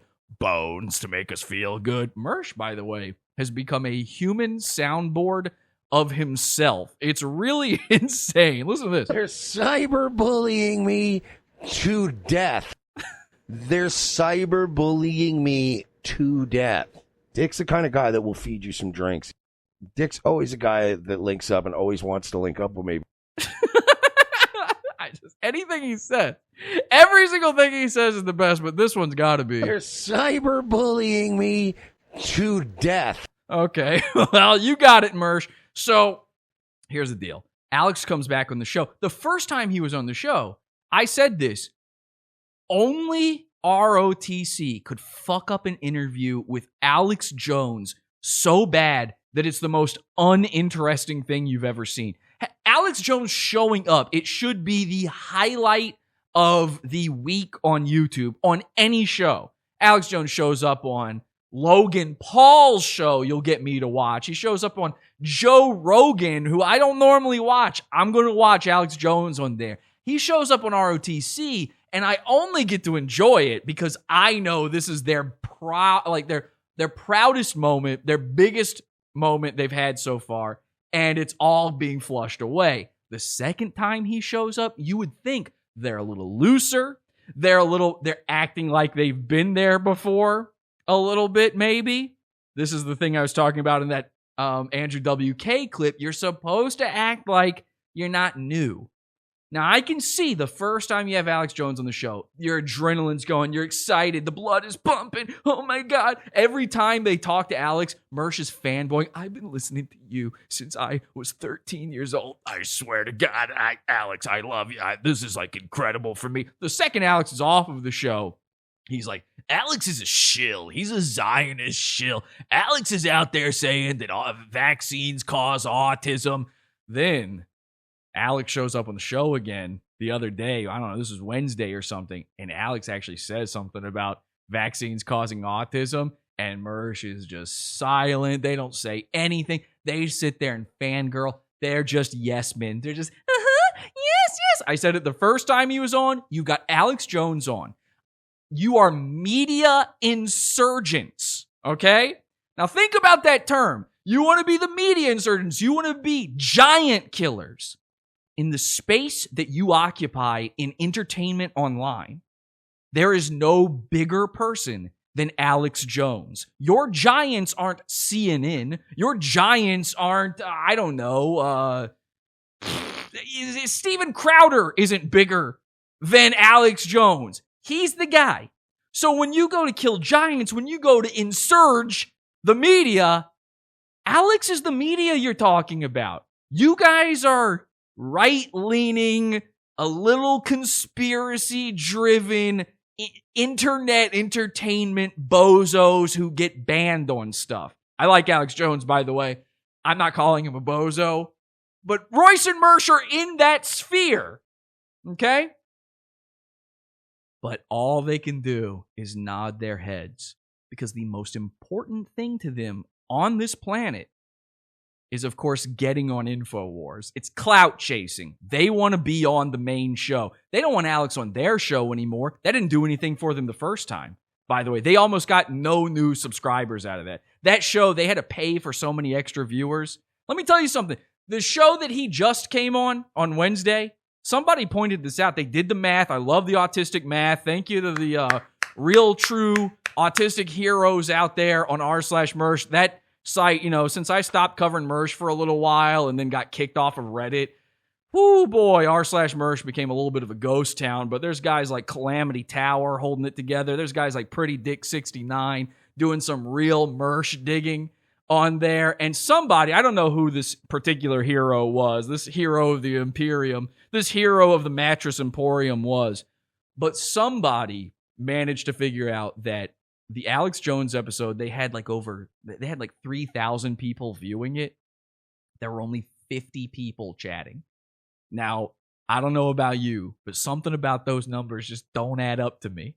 I don't know how many people are chatting. We've got all right, I tell you what, somebody do some math for me right now. YouTube's telling me we got 209 people watching right now. I don't know if that's true or not. If it says a different number on your end, tell me. Then go to the participants list in our chat and see how many people are participating in our chat right now. And let's see if somebody who's good at math, extrapolate those numbers. Let's look at what I've got going on right now. I happen to know that I'm not paying for bot viewers right now. So let's extrapolate those numbers. Let's look at that. If I had 3,000 right now with this number of people chatting right now, what would it be at 3,000? Can anybody do that math for me? Because it's looking a little bit suspicious. And it's even stranger looking after you get Alex Jones on again. And again, the numbers don't go up that high. And then the whole reason you're being a yes man, the whole reason you're nodding to conspiracy daddy the whole time is because you're secretly going to be on InfoWars on Thursday that week. And you know that's coming. And that's going to be your big break.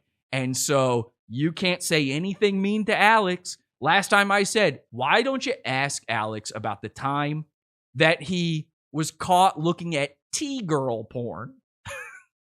Live on his own show, he was caught checking out the trans community. Happy Pride Month.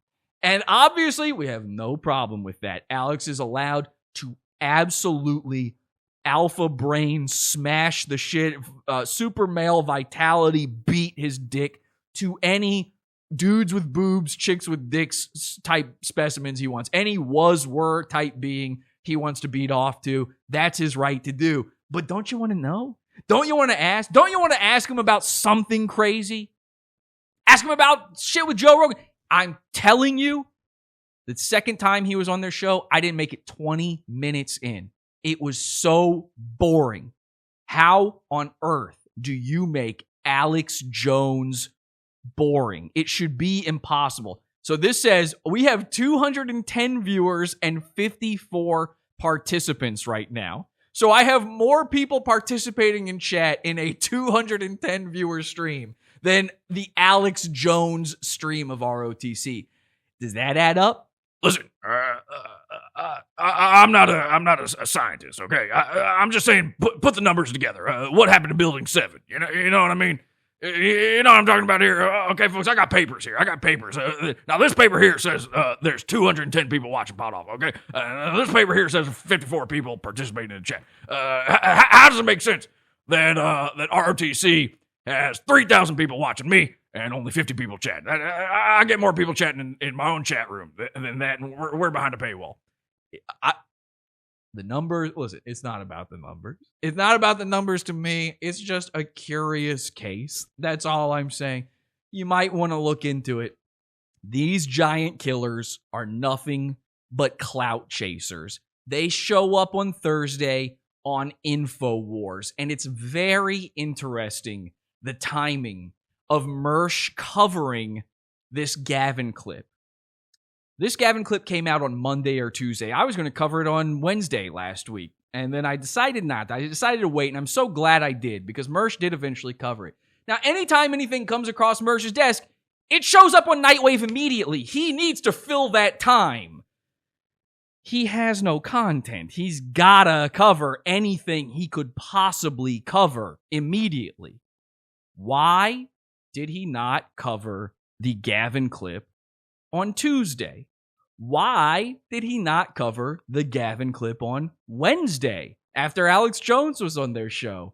Why didn't he cover it until after they were on InfoWars on Thursday? Well, I'll tell you why, and it's beautiful. Now, before I do that, we'll do this really quick, okay? Very, very quick. I'm going to take a little bit of a break. When we come back, I'm going to have Ryan. I'm going to have the Mersh clip. I'm going to have the whole juicy details of Mersh's deep-seated, horrific, very childlike psychology, and a little sneak preview of something coming up very soon for Pod Awful. So we'll be right back after this.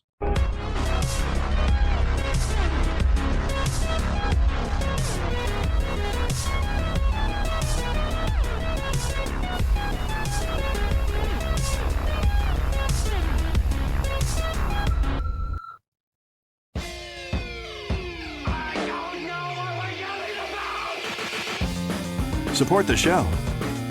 Join the Pizza Fund. Podawful.pizza. Pizza.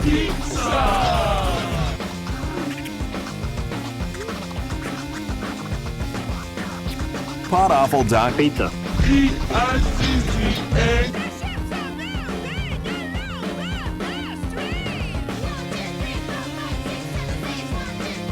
Okay, you saw it there. The Pizza Fund, folks, join it. Most of our content, unfortunately, it's got to go behind that paywall at this point. They don't want me on the networks. I'm not meant to be here right now. So if you like what we do here, you want to see more, we've got a Pod After show for you tonight. Speaking of that InfoWars thing, again, I'm not going to cover the Alex Jones shit. It was boring. It's just boring. There's nothing good from it, really. There's like one clip I'm going to show you tonight on it, and that's it. But I will cover ROTC on InfoWars, and we're going to do that in the after show tonight, the post-Pod Awful, the Pod After show, okay? We've got an after show after every one of our Sunday shows here. They're all in the $6 level and up at the Pizza Fund. You can check it out tonight right after the show in the $6 level, podawful.pizza. Grab yourself a slice, support the show. This is my job. This is how I make money. And that's how you keep the lights on around here. And of course, you know, dire straits. When you're being kicked off of the internet everywhere, you gotta find new ways to do things. So podawful.pizza. And of course, every Wednesday we have a bonus show. It's another full episode of Pod Awful, just like tonight. But it's on Wednesday nights, 8 p.m. Eastern time, and it's in the Pizza Fund in the $12 section. And you can join for as little as $1. And very soon, all of our old episodes will be going into the Pizza Fund under the $1 section. Okay, $1 every episode, 11 plus years of entertainment. Right now, if you join the $1 section, I think there's over 100 hours of content in there right now for $1. Nobody else does this. $1. Podawful.pizza. And by the way, despite all of this, despite the fact that it's harder now for me to do anything, make money, do the show at all, I'm actually about to release the last episode we did in the Pizza Fund for completely free. Now, you may have noticed I never put out a preview version for our last Pizza Fund only episode, and there's a reason for that. I can't. So I thought I'd include it in tonight's program. I'll give you as much as I can give you of tonight's show, and then I'm going to give it away for completely free. But you just can't play something like this on YouTube. So let me give you what I've got here. Okay, this is from the last Wednesday show we did. It's currently in the Pizza Fund. You can see it immediately right now if you join the Pizza Fund $12 level. And this episode, actually, I can't even tell you the name of this episode, okay? But this episode will be coming out for free very soon. Take a look. I'll tell you all about it in just a second. We did it before. We've done it again. I don't even know if I can legally play this episode in a preview version on YouTube. I might have to censor the entire thing. I don't know how we're going to release this because we've done it. We've broken YouTube. Hey, you don't let me on the platform? Well, okay. You don't get to have a platform anymore. Now, specifically, it's the live streaming aspect, and even more specifically, it's the chat room. We did this before. I introduced to you 3 simple magic words that can ruin any live stream, of course. Is this live? That doesn't work every time, but we've got something that is unbeatable. It's absolutely, you cannot win against it. And if you've got a group of friends to play along with you at home, well then, buddy, you're in for a ride. In fact, I shouldn't release this information because it's going to ruin my own show. When we go live on YouTube, anybody could use this against me in my own chat room. And then I'll have to do like some of the people we've done this to and hide my chat from screen. You won't believe what's happening. And it's so easy. It's unbelievably easy. It hit me. It was like a message from God, really, from dear God. He came to me. He shone down on me from on high and said, Jesse, here is what you've been looking for. YouTube is already on to us, by the way. We had this working just a few days ago, all in service of making fun of the final episode of one of our Goons shows, which we're going to get into tonight. I can't even tell you the name of the Goon, but you know who it is, okay? The new Mersh. Anybody? A radio man? A certain fella?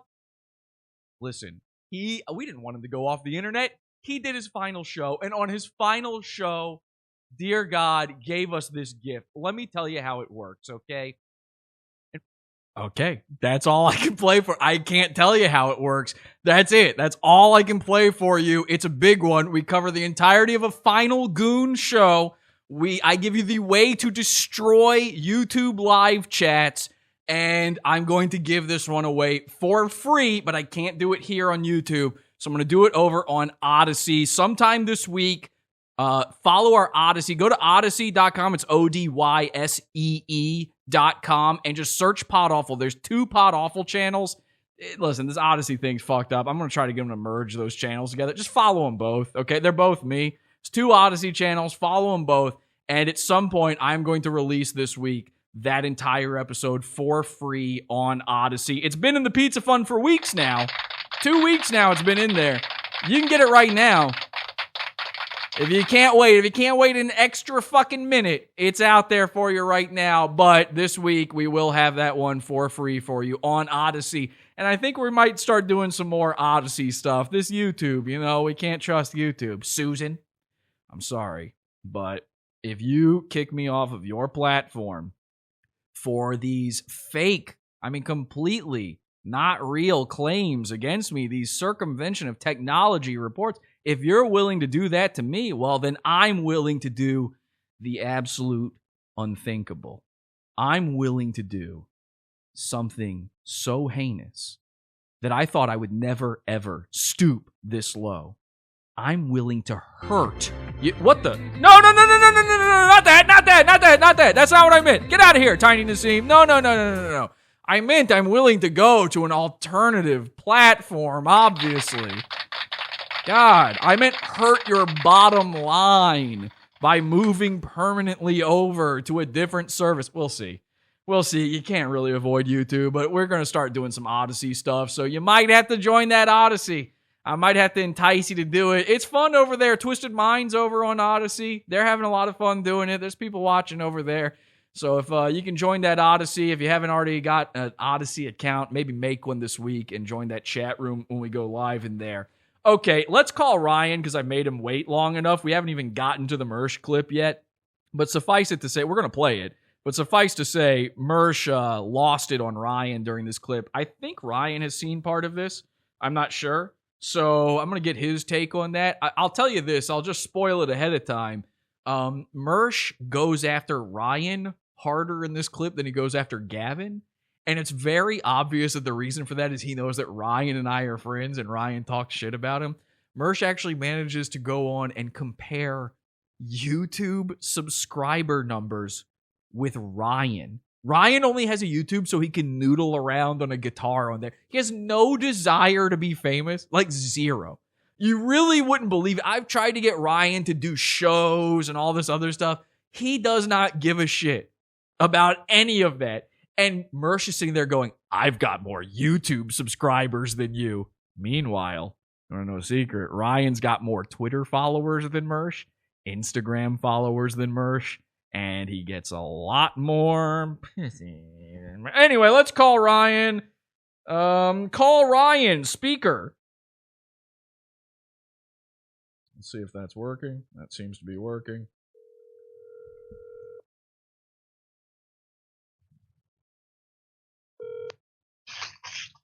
Hello?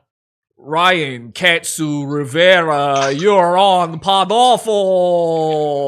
Actually, this is Nick Mullen from Cumtown. And I was came with this new character. It's No, dude.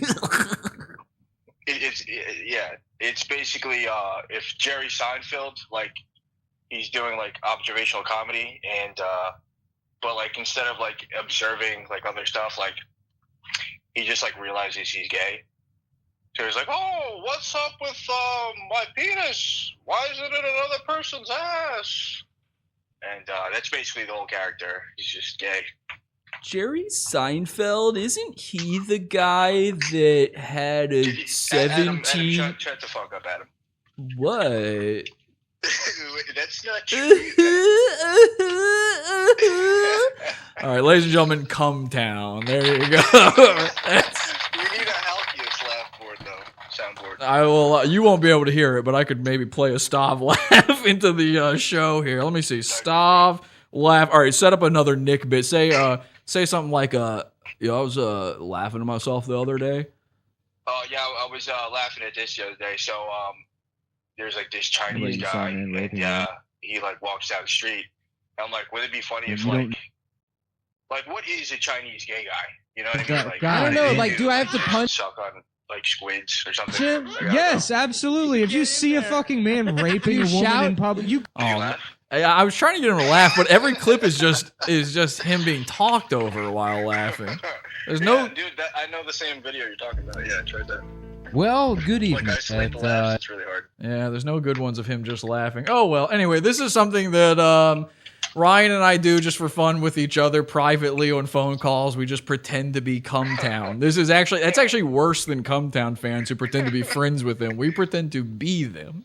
Yes. I was like fucking laughing at myself the other day. I was like, that's pretty good. I was like, what if a monkey was gay?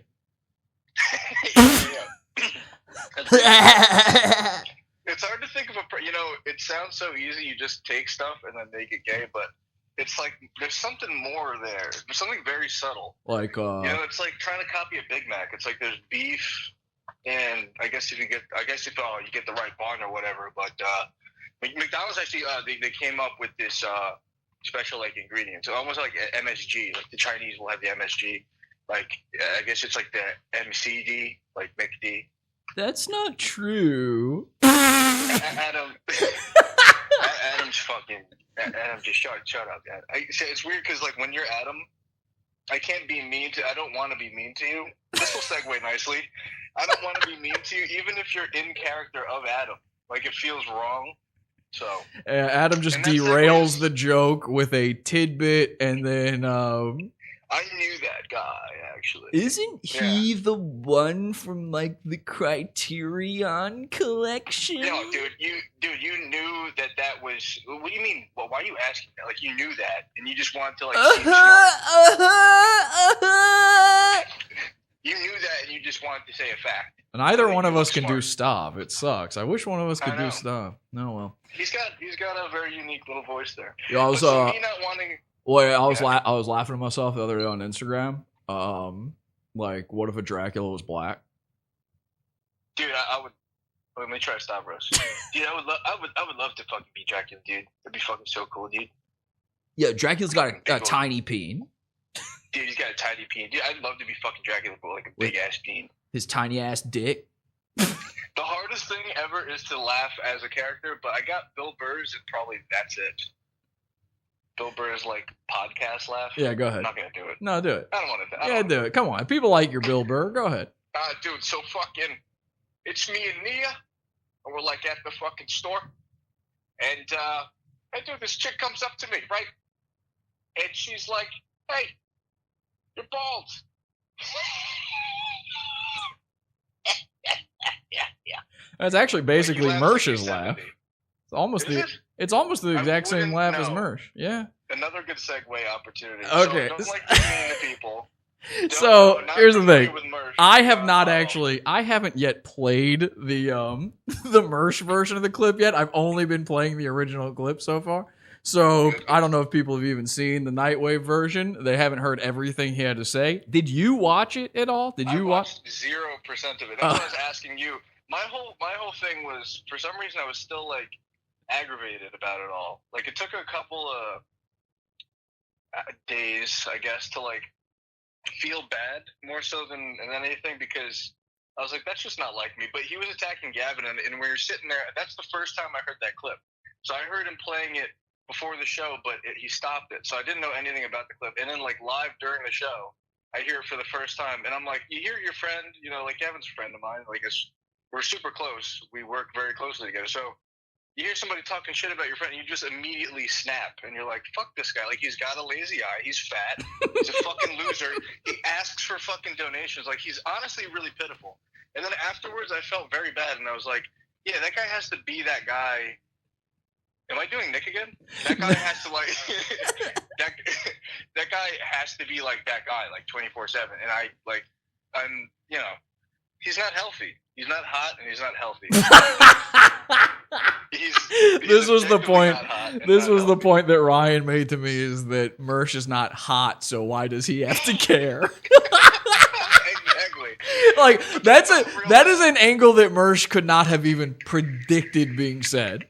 He could not have even seen that coming, that your response to this is, I don't want to be mean to him, but I don't have to care anyway because he's not hot as a guy.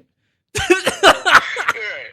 That's true. That's how I think as a Puerto Rican, whatever else.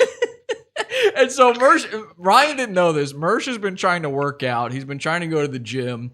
He says by August he's going to be so lean and built. That's not how that works. Ryan, I saw you. I actually asked you to take this down. I saw you post on Twitter an image of you having worked out. You're a little jacked. You're getting ready. That's my before picture. You're getting ready for Mulatto Boy summer. And yeah, that's your before picture, and you already looked all right. And Thank then, you. Well, don't. I said all right. I was actually really tempering that one by saying all right. Right. Now, you look really alt-right, by the way. Proud of your boy. So, Uhuru, of course. Have you seen my stuff with those guys, by the way, with Gazi Kodzo? Do you know that I'm now enemies? No. I'm now enemies with Gazi? No. Oh yeah, we uncovered their land back scheme and their whole thing. We called the police in Colorado, where they claimed to own land, and got the story on them. Just no way. I have to watch more than Cometown. That's all I've been listening to. Just like living my life listening to dick jokes and gay jokes. Just watch the 2 Black Hammer episodes I did, because they're honestly, I can't wait. They're really good, and Gazi now knows who I am because we've been bombing his chat room. I've completely infiltrated Black Hammer. We're colonizing their group, and and now they don't know I'm in there, and we're fucking with their live streams and shit. So anyway, it is great. But anyway, back to Mersh for a second here. Your take on this, and I was actually surprised by this when I talked to you earlier, is you did not actually want to make fun of him. You feel bad.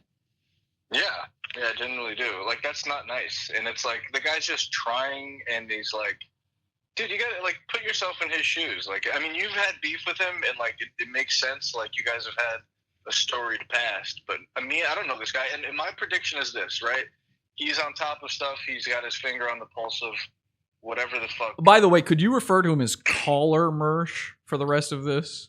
Yeah, C. Mersh. Caller Mersh, thank you. Commersh.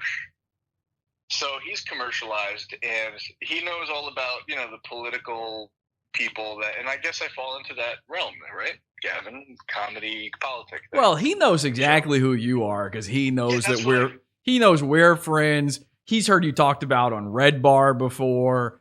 Like that, Mersh knows. He's pretending not to know about you a little bit. He knows a little. He lets on that he knows about you a little bit, but he kind of also is trying to waffle on that. Let me ask you this though. See, wait. Okay, yeah. I got the distinct impression that from the Gavin clip that maybe you had told Gavin who Mersh was before, and so he was vaguely aware of it, but he basically was having to go through a mental Rolodex and figure out who the fuck this cross-eyed guy is. Is that he didn't connect his voice? I think Mersh has one of the most distinctive voices you could have. Yeah, but no, he does not. He's like not on Gavin's radar. He's heard of him before from somebody like telling him like, oh, they were talking shit on you or something. Like, honestly, that felt like a year or two ago, like when we were still working with CRTV or something. It felt like a long time ago. And so that is not something he would remember. And he's just not, that show is just not like big enough to be on the radar of Gavin. He's not scrolling through YouTube seeing, you know, what like homemade, you know, talk show channels are doing. Even if they're yelling out into the abyss. Homemade talk show channels. Right, with like IKEA furniture in the background and stuff. And now, hang on. To be fair, Gavin's show has some IKEA furniture in the background. That's because we support the Swedish. Those are Billy bookcases if I've ever seen them. You know, we're anti-Italian, vaguely anti-Italian on the show. We think them to be dumb and not white. Of course. And if we're going to be called white supremacists all the time, the least we could do is try to prove that by buying IKEA from the Swedes and not like some Italian fucking laminated. What do they do to wood? So laminate the wood. Let me ask you this. Let's get back on track here for a second because I know you'll go off on this fucking tangent forever. I will. As far as Caller Mersh goes, did Gavin really have any clue who he was before that clip? Not any strong clue. Yet again, if I said the name of the show, maybe it would ring a bell because he does have he knows a lot of stuff. So it's possible, but definitely not to a level where he'd recognize his name, because he did not recognize the name. It said Mersh, and didn't recognize his voice. So Caller Mersh, no for me, dog. Caller Mersh thinks he's at war with Gavin. He thinks he's like, for 2.5 years now, he and Gavin have been at odds, battling one another. And you're going to tell me Gavin did not notice that at all? Yeah, I didn't know of it either, and I'm more tapped into that. Yeah, okay. Just checking. And just real quick, Gavin, he's literally a millionaire? Well, literally, yeah. He could, yeah, absolutely. Just to be 100% on this, he could just choose to retire right now and be fine? Correct. Yeah, so, our company is now, like, since it started, has been making more than multiple millions a year. Well, now I heard from Caller Mersh, who just got around to making a Patreon worthwhile for the first time a couple weeks ago. I heard from E-Celebrity Caller Mersh that Censored.tv's got like 100 guys subscribed to it. Is that true? Wow. That is, how do you respond to something that's just so false? I mean, like, I know you're not a big fan of AIU, but when he joined, he brought in like thousands, and we were good before that. So no, I mean, but there was articles written. We got a lot of press because Milo, like, an angry ex-girlfriend was like, they're going under, they're firing everybody because it looks better for him too. If you're let go, I mean, there was a thing going on between. There was a lot of like talk and figuring out stuff. It wasn't like a dumping. It was just we tried to reach some agreement and it didn't go that way. So Right. for some reason, he was just kind of like, yeah, no, believe me, if they're letting me go, they're in trouble. Oh, this is cool. Hang on a second. I just saw in my chat room here, people are going crazy about all this stuff. But I just saw an excellent comment in the chat. Somebody calls me. They said, I'm the popcorn stuck between your teeth. I love that. That's incredible.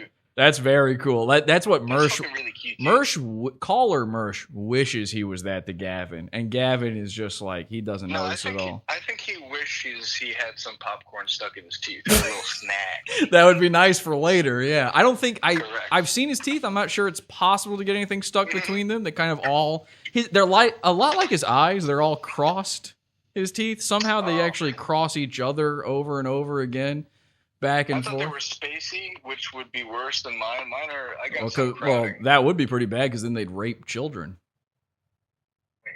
Spacey. Dude, I was laughing about this the other day. What if Kevin Spacey, like, it was just like doing that for like a role, and he gets like a Grammy or like whatever in like 2 years? Was he the one in that movie K-Pax? Adam, just please, respectively, be quiet. Okay, so I can't do it. caller Mersh, respectively, be quiet. Caller Mersh said about you a few things, right? I'm gonna repeat some of these. I don't want to say terrible things to you about you. I wouldn't like to be hurt. But I think you should get a chance to respond. We haven't even seen this yet, but I think you should get the chance to respond. Here's what he did. Now, number one, he said that you're a slimy little weaselly retard. I'm not sure he said that. I might have just made that one up just now. He called, he said like you're latched onto Gavin's teat or something like that, something along those lines. That you're sort of a hanger on to Gavin. Now, what do you have to say about that? That's weird. I mean, let's see, hanger on. That doesn't really add up though. I mean, because like I'm hired. I've been treated very well, increasingly treated better and better, entrusted with things, and I'm employed. I don't think a hanger-oner. Well, I tell you what. Let me ask you this: when was the last time you went over to Gavin's place just to have dinner and hang out? We were invited over to not this past Sunday, not today, 1 week ago. A week ago. So you sometimes just like hang out with him and go to his palatial estate and just have meals and yeah. Okay. Yeah, we do that. And you're sort of pals. Yeah, he invited me over. Oh, okay. Me and mine. Now, caller Mersh would refer to that. Caller Mersh would refer to that as linking up with a man. Would you? Would you call that linking up or? Yeah.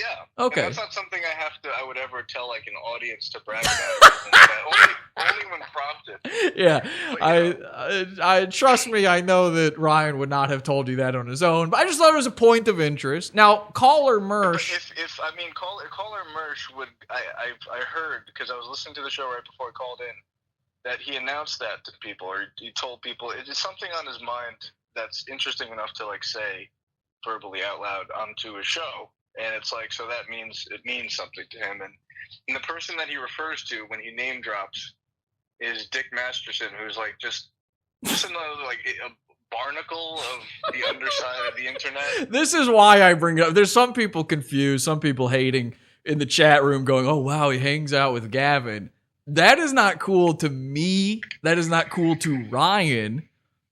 The point is, this is a message to Mersh. Mersh is the one who talks about linking up with other internet men. He links up with Dick Masterson, and he talks. You're going to see it in the clip I'm about to play. He's about to say some really gay stuff about Dick Masterson. It's bizarre. He links up with Ethan Ralph. He attempted so hard to link up with Frank Hassel, who just ignored him like he was nothing. I kind of know who that is. I mean, I don't know if it's considered linking up or hanger on or whatever, but we traveled to Texas together when Gavin did Crowder and he did InfoWars with his buddy. Wait, what? His buddy Alex Jones. Wait, you're telling me you were at InfoWars when Gavin was on there? I was in the studio and oh, okay. So you've been actually in studio. Yeah, we had a. Okay. I hugged him and took a picture. Okay. Not a hug. It's like the side thing where you put your arm over another man. I didn't even hug her hand. Could you just maybe tweet that? If you could just tweet that out, that would actually be good. I'll bring that up when I have that. I'll just bring that up when it's I'd have great. to find. I got a lot of photos. Because I don't know if you know this, but the biggest point in Mersh's entire career was on Thursday, right before he talked shit about you. He was on InfoWars. Heard. Yeah, and that was like a really big deal to him. And he thinks he's really special, and he's a big-time E-celeb for that?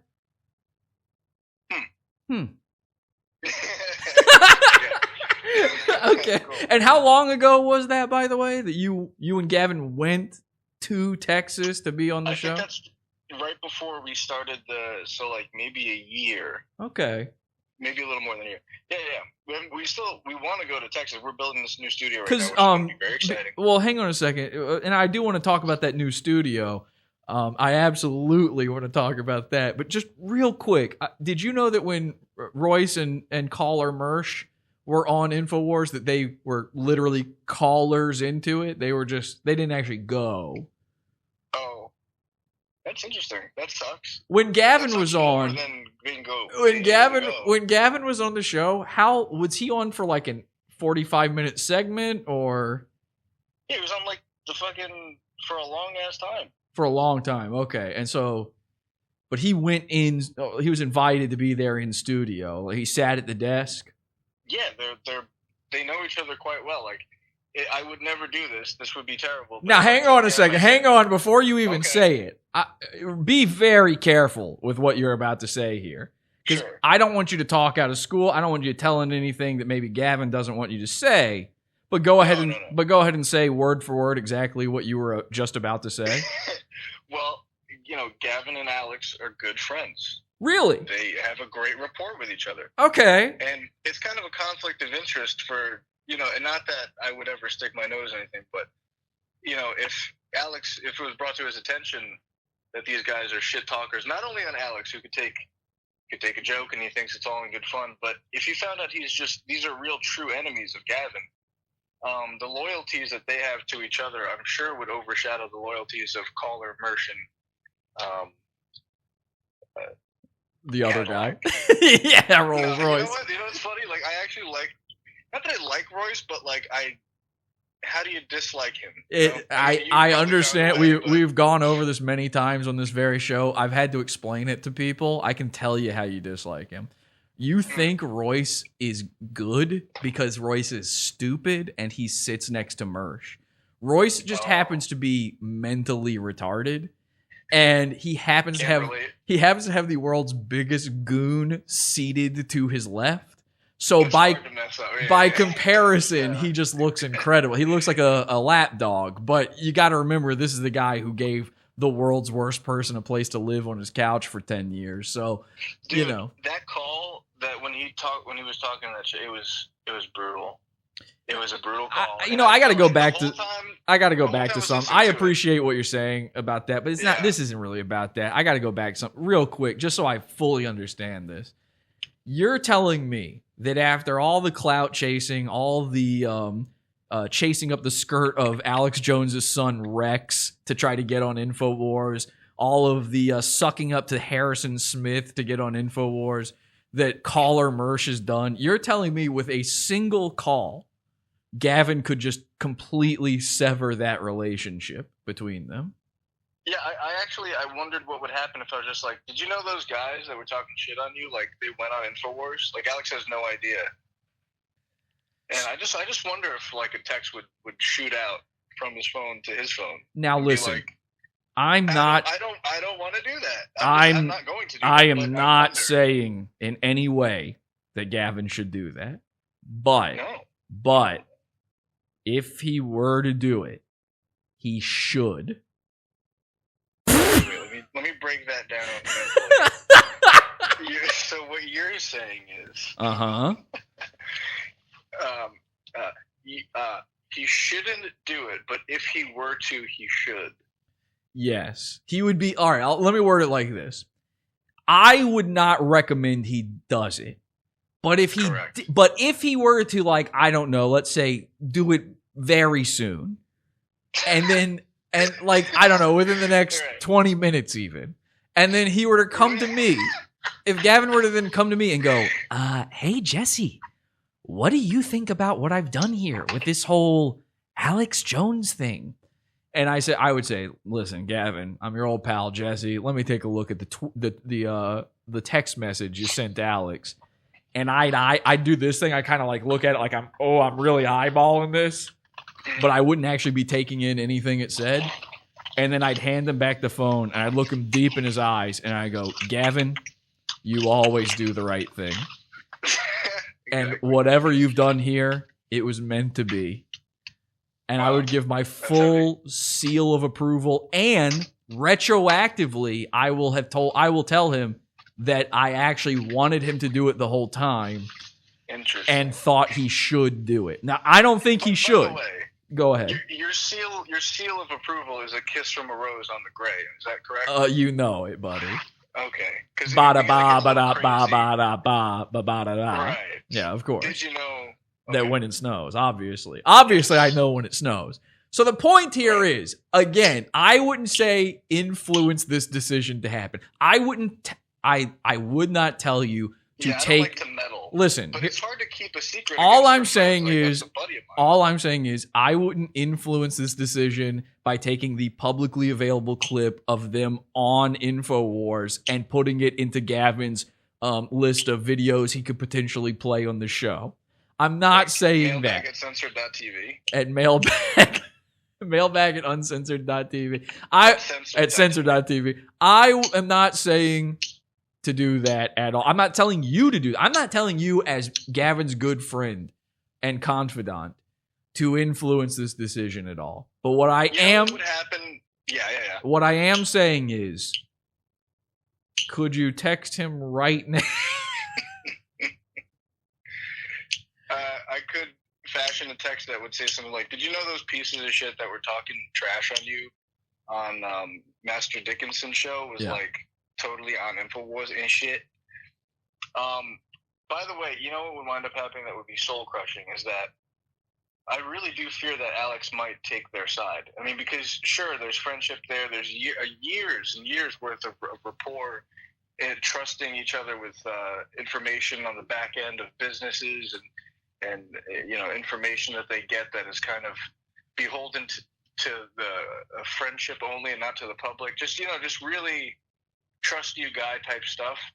I don't know if that would overshadow the fact that, you know, Revenge of the Cyst, with the content that they provide, it might be too good to like. It's almost like if you just like, listen, I know like you have beef with this girl or something, but she's the one. And I'm sorry, man, but this friendship's over if you don't support that I've got this new hottie. And we're going places. Like, do you think that Mersh is like looking into the future, being like, dude, if this happens, then this could happen, and this could be really big because then this, and then this. Like, this could be it. They could be gold. They could be set. Now, again, listen, I'm going to cover their appearance on InfoWars in my after show tonight in the Pizza Fund.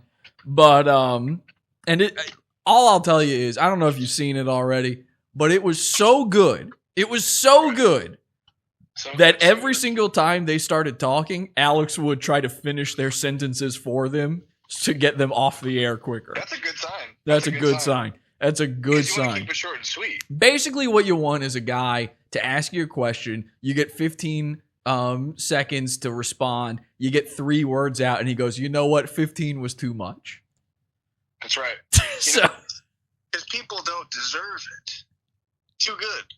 Too good. Now, Caller Mersh, who again called into InfoWars, Caller Mersh also he tried to mock your impressions, which I think was a giant cope. Because one, I believe you're a great impressionist, But number two, I don't know if you know this, caller Mersh is a giant Opie and Anthony fan. He is an Anthony Cumia wannabe. And you are, you for a long time were a part of Compound Media, Anthony's thing. And you got on there through your impressions. That's correct. That's right, Murray. Joker. So, do you have anything? Okay, cool. So, do you have anything to say to him about? Ooh, I'm getting N-words in the chat. Very funny, guy. Oh God, don't get me banned on YouTube. Do you have anything to say back to him about your impressions? Because he actually believes he's a very good impressionist. I don't know if you know this. He does an Alex Jones impression. Oh, he also does a Jesse Ventura impression, and he also does a Macho Man Randy Savage impression. And now you might have noticed those are technically all the same impression, but he does do them. So, have you? I bet he could squeeze out a Mike Lindell too. Yeah, he could probably get a Mike Lindell. I bet he's probably done that recently. I don't know, but he probably has. So is that? Are you hurt in any way over this? He said you're not good at impressions.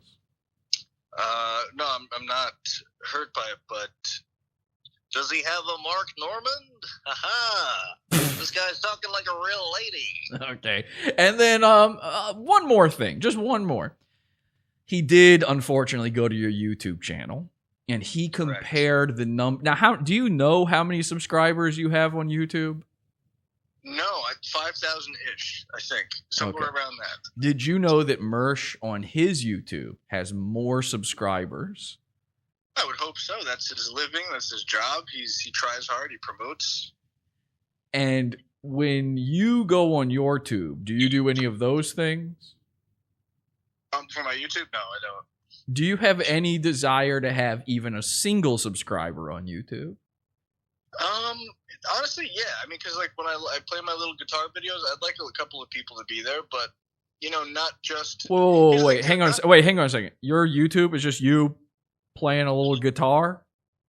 Yeah, the past I'd say about 70 videos are just me playing guitar. Oh, okay. So it's not like you're doing a nightly media insurgency show. No, sometimes I won't speak at all. Okay. I'll just play the guitar. Okay, so maybe a bit of an apples and oranges comparison there. I would say so. Okay. And I'm gonna shotgun Apple. Okay, all right. You're Apple, he's orange. That makes sense considering his roundness. So listen, I know you don't want to say anything bad about Mersh. I know that you didn't want to clap back at all. That was the first thing you told me. You said I have no desire to say anything back to him. But I will. I'll wrap up with you. I'll wrap up. Can I say one thing though? Well, go ahead. I never finished this point, and I think it is true. So he has his finger on the pulse of all these things, right? He knows who Crowder is. He probably knows. He has his finger on the pulse of everything but his own pulse because of the layer of fat, the subcutaneous layer of fat between his fingers and his own pulse. It's too much to actually feel the pulse through. That's not true. Go ahead. Yeah, so, I have to think that he at least kind of, and this was my hunch, and you kind of confirmed it, that he kind of knew who I was. And the thing is, maybe he's got a gripe with Gavin or whatever, but he's said, hey, I want to catch up and see what's Gavin doing right now, just so I'm aware, doing research for my little show, so I could, talk about it and whatever. And then he saw me on there, and he's probably, maybe he was like, this guy ain't so bad. I mean, there's not much to hate there. He's just a fucking guy. And he actually probably vicariously would live through me and be like, what if that was me? Sidekick to Gavin. I say I hate him, but there's definitely this not a Stockholm syndrome, but he would be, if he's the kind of person that I'm getting the gist of. He'll talk crap behind your back, and then in person he'd be like, wow, dude, big fan, dude, for years, man, years. He would just say years a lot. 100%. Yes, you're describing exactly the type of guy Mersh is. Absolutely. Correct. He's got all these criticisms, but no news is good news. It's so. I mean, it comes to the point with every Opie and Anthony fan. I haven't gotten to this point yet, where you're such a big fan that you wind up just criticizing and cannibalizing the people on the show itself. I haven't got to that point. I still hold that show in the highest regard. I was just listening to Opie and Anthony today too, but so the no news is good news thing, like he never mentioned me on the show, so I'm gathering that he had nothing, no shade to throw at me at all, and then I come out and I diss his wonky eye and his obesity, and it's like it's fucked up, and he's probably gonna be like, dude, I kind of like that guy, or I didn't hate that guy, and now he fucking. Listen. But here's the thing: he started talking shit on my buddy and getting his facts all wrong, like wildly wrong. Dick Masterson, slimeball, laughing at all this stuff, just loud as funny. And you told me earlier, officially, Gavin done with Dick Masterson. I don't know, but it was pretty like et2 Dick A. It was that kind of thing. Okay. We're like, wow. Because we saw that little screenshot that you clipped on the Reddit where Dick was like, fuck him and his lame network. And he was like, oh, okay, all right. And it's just that comes out of nowhere, because, like, I don't know what happened between him and Dick, but, I never really liked that guy. And I was vaguely aware of him, and he had his little 15 minutes of fame on Dr. Phil, and every now and then he keeps reliving that. That's his whole thing, man. I looked it up, and he keeps reliving that. And I actually started tonight's show with a clip from Dr. Phil just as a slight little nod to that. Anytime you back Dick into a corner, it's, I was on Dr. Phil. And it's like, yes, that was like fucking 20 years ago, man. That was the last time you were funny, too. Yeah, and the thing about Gavin, too, it's like nobody who understands Gavin or is aware of him currently would just be like, he's the guy that founded Vice. That's so way back. I know people that known him from the movie. They're like, oh, that's the guy that had to be a man guy. They had no idea about the Vice thing. I know people that know him just for the Proud Boys. They don't know about the Vice thing. So I knew him from, you know what I know Gavin from? Kenny versus Spenny. Oh, yeah. He's just intertwined into a lot of different facets. Yeah, of, and the Big Three. Culture, so. In the Big Three, yeah. So he's kind of like the Forrest Gump of things that are cool. So so whatever. But how about we do this? Let's wrap it up like this. I know you don't want to be mean to Mersh, and people are bored by you, by the way, so we got to wrap this up. They're mad that I'm using a phone to talk to you. This is just how I'm using. Ryan's my friend, so I'm used to talking to him on the phone. True. So let's wrap it up like this. You don't want to say anything mean about Mersh. How about instead you just describe him physically, and then we'll end on that.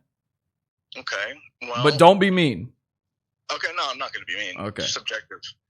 Okay, well, you know how Eminem's like knees are weak and arms are heavy, right? Yeah. So like his knees are weak because the rest of him is heavy, and that definitely causes some joint issues over time. So he has to look into that. Okay, Ryan, thank you so much. That was boring. All right, bye. Okay, so there you go, Ryan Katsu Rivera. You guys were right. That was a snooze. Here's the thing. The last time I had Ryan on the show, I even said, like, you're never allowed on the show again, because every single time he does. I brought him on knowing that it would illustrate for you how little he gives a fuck about being in front of a microphone, about being a member of the internet, any of this stuff. Let me tell you something. Again, I talk to Ryan all the time. We make phone calls and we just laugh and hang out, have fun. And every single time, it's just him sitting around in his home, and he's like worked on an impression or thought of the stupidest joke of all time. And it's me feeling exactly the way you did just then, going, okay, Ryan, well, we're going to wrap this up right now. Okay, Ryan, see ya. I thought it would be funny to bring him on as a counterpoint to Mersh saying, like, who are you? How many subs do you have? Like, he does not give a single fuck. The problem is, I probably should have played the Mersh part first, okay? But he was running out of time, and I got him off of here to tell you this. I'm not supposed to tell you this, by the way. My favorite part in all of this is Mersh waited to talk about this Gavin clip until after he was on InfoWars, so that he could shake off the stigma of being caller Mersh. That clip I played is 10 months old, and he's never gotten over it. How does he get on Gavin's level? Remember, Mersh thinks he's an E-celeb. He thinks he's as famous as Gavin McInnes. But Gavin McInnes has been on InfoWars Well, wouldn't you know it, that clip comes out, and Mersh happens to know this Thursday I'm going to be on InfoWars. So he waits until after he's on the show to talk about this Gavin clip so that he's on equal footing. Now you can't say he's just caller Mersh anymore. He's been on InfoWars. He's legally famous at this point. And of course, all he did was call into InfoWars, and he doesn't realize how petty we are. We're still going to call you caller Mersh. We don't care. Mersh's brain works like this. This is really how he thinks. Everything is, how can I clout chase a little bit more? How can I climb the ladder of e-celebdom just a little bit higher? He waited 3 days to cover this clip just to hide the fact that until he was on InfoWars, he wasn't technically famous. Mersh thinks now he's 100% famous. He thinks now he is Alex Jones level. He thinks it's impossible to make fun of him. And yet, here we are. We're going to make fun of him. And the best part is, the reason Mersh thinks that he is famous now is because he appeared on that big screen behind Alex. He was on those giant TV screens, and he's making fun of Gavin having a nobody network that nobody subscribes to. Well, I happen to know from Ryan, who was telling me this right before the show, Gavin's building a new studio. It's a brand new studio. It ain't going to be a bookcase studio anymore. It's not going to be some little place in the middle of, I won't tell you where the studio is, but listen. The point is, he's building an InfoWars. Ryan told me, right now, I don't know if I can call into the show because we got to go set up a bunch of flat screen TVs that are going in the new studio. They're building an InfoWars style studio. I asked Ryan to show it to us. He said they can't. This is a complete top secret. Nobody's supposed to know this. Gavin's getting a brand new studio. It's going to be InfoWars style. Meanwhile, Mersh is sitting in front of his broken TV that was given to him by Royce. InfoWars didn't make it so he could afford a new one. InfoWars didn't make it so he could afford a wall of TVs like Gavin is building. And here he is coping about it. So, I guess Dick being ever the shit stirrer that he is, was playing clips of me bashing Gavin. Should I be putting myself as a little inset into... Hang on a second. I'm going to figure this out. I feel like at this point I need to look like all the other jabroni streams, the OBS streamers out there, the people mad in chat right now. Gavin on the air to try to start. Hang on a second. Let's see if I can get this set up. I'll play it to you, sir. Now, I will promise you this. I have not watched a shred of this. I watched this for about 2 seconds, and I went, okay, we got to cover this on RTC, or we got to cover it on Nightwave. I'd rather react completely naturally to it. So this is my first time going through this video. Here it is, guys, the Dick Masterson segment with Gavin McGinnis, and he's just playing clips of me shitting on Gavin. He leaves these guys to rot in jail. Wait, go back a little bit. That's Mersh from this other shitty show called Revenge. Oh, Sean. And see, he starts from that point. He starts from the Ryan making fun of him point. The worst part of this whole clip for Mersh is that Ryan said mean things about him. Ryan very much hurt Mersh's feelings. Let me get myself real small in here. So now I'm covering Mersh, covering Dick, covering Mersh, covering InfoWars, covering Sean's twitching. Oh, those guys are obsessed with calling or the guy sitting there? Mersh. Wow. Oh, wait, no, that's not. Guy in the call like this. Oh, wait, that's not. Oh, that's the guy. Oh, wait, no. Never mind. I take it back. I thought Sean was saying that. I take it back. Dick posted a clip. Oh yeah, I do want to say, I already have this at 1.5 times speed because otherwise this would be unwatchable. So you're welcome, everybody. Okay, now I'm getting the context. I told you I didn't watch the video. Okay, now I'm figuring. This is now an episode of Handwave Radio. I want you to pay special attention to his little hands. Yeah. So it's Gavin and his producer or somebody that's playing the clip. Or somebody. His producer or somebody. He knows exactly who Ryan is. There was like a delay because I wasn't looking at the screen. I was looking at my OBS, so there was a delay. So I saw Sean moving a little bit as it was being said. So I was like, shitty show. But then I just realized, no, he's playing a clip from the day. Okay, this makes sense. So this was on Gavin's show. And that's probably that Ryan Katsu Rivera guy. Oh, yeah, Katsu. probably. So he just went from his producer or whatever, or probably, to knowing not just Ryan's first name, but his middle and last names. Okay, should I be moving? Hang on a second. Now, we've got a chat room, and Mersh has a chat room. Should my chat room just be completely right over top of his, where you can't even read either one of them at this point? There we go. Now, this is a perfect OBS stream. Take a look at that. Ryan Ketchup Rivera, the guy. Wow. Good insult. Ryan Ketchup Rivera. Because, Katsu, Ketchup, it's somehow an insult to say a guy's name wrong. That fucking does 10-hour streams where he plays guitar for nobody. Talk about shitty streams. And so Gavin just found this clip. The Dick put up to stir shit. Okay, all right, solid. Fatty's got a lazy eye. He's balding. He's stupid. Mm-hmm. I used to. How did you know it was him calling? His voice. Listen to his voice. For wealth. Yeah. But when I see guys, Can I ask why is the little Trying to Asian dock- man seething so badly? Can somebody explain that to me?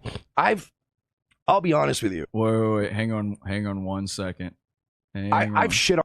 Hang on. This is about to get nuts. You ready for this? Kind of business in this podcast world is going to eventually become his enemy. Mersh already knows that. Mersh already accepts it, right? He was fighting with Ethan Ralph the other day. They're cool now, but he was fighting with Ethan Ralph on fucking Twitter the other. Mersh doesn't care. Somehow Mersh always skates. Like he always gets by. The only person I ever saw Mersh run away from was Jesse. But that seemed to have worked for him in the long run. Because now Jesse is like literally producing commercials for him. I've got big AK energy.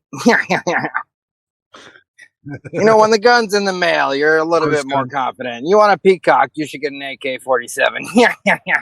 You want to see a boring Ian, fucking while you show. were gone, we're watching Jesse. Jesse's watching Mersh watch the clip. We were just Holy watching. shit. We've taken a few dives into Inception while you've been gone. They're stealing my bit. They're literally stealing my bit live. No end. Simply consumes itself eternally. So Jesse says you should thank him for making this happen, making Mersh get shouted out on the Gavin McInnes platform. Thank you, Jesse, for fucking up again.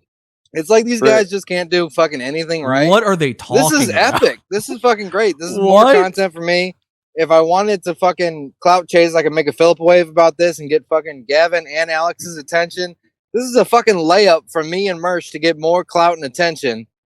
What did you accomplish here? Other than you inserted yourself into something where you're going to look like a piece of shit and your friend's probably going to get fired. Other than possibly alert Gavin McInnes to the fact that Ryan Katsu is a cheeky little bastard. What the hell are these dudes talking about? What do they even mean by it? Like, does it feel like we're living in an alternate reality, listening to other people's takes on shit? Just clip this 5 minutes, and he will no longer have a job. This is worse than him beating the shit out of his bitch.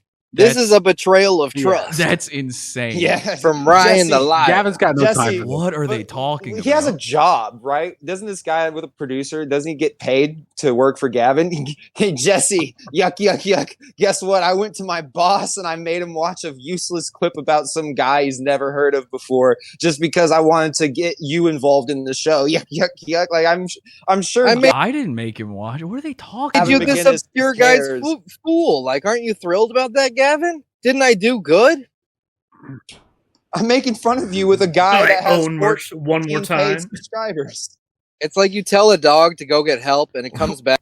Why do all of these people copy Opie and Anthony? You would think they'd figured out by now Opie and Anthony was not this good that you all need to be copying. Fucking Asian nose.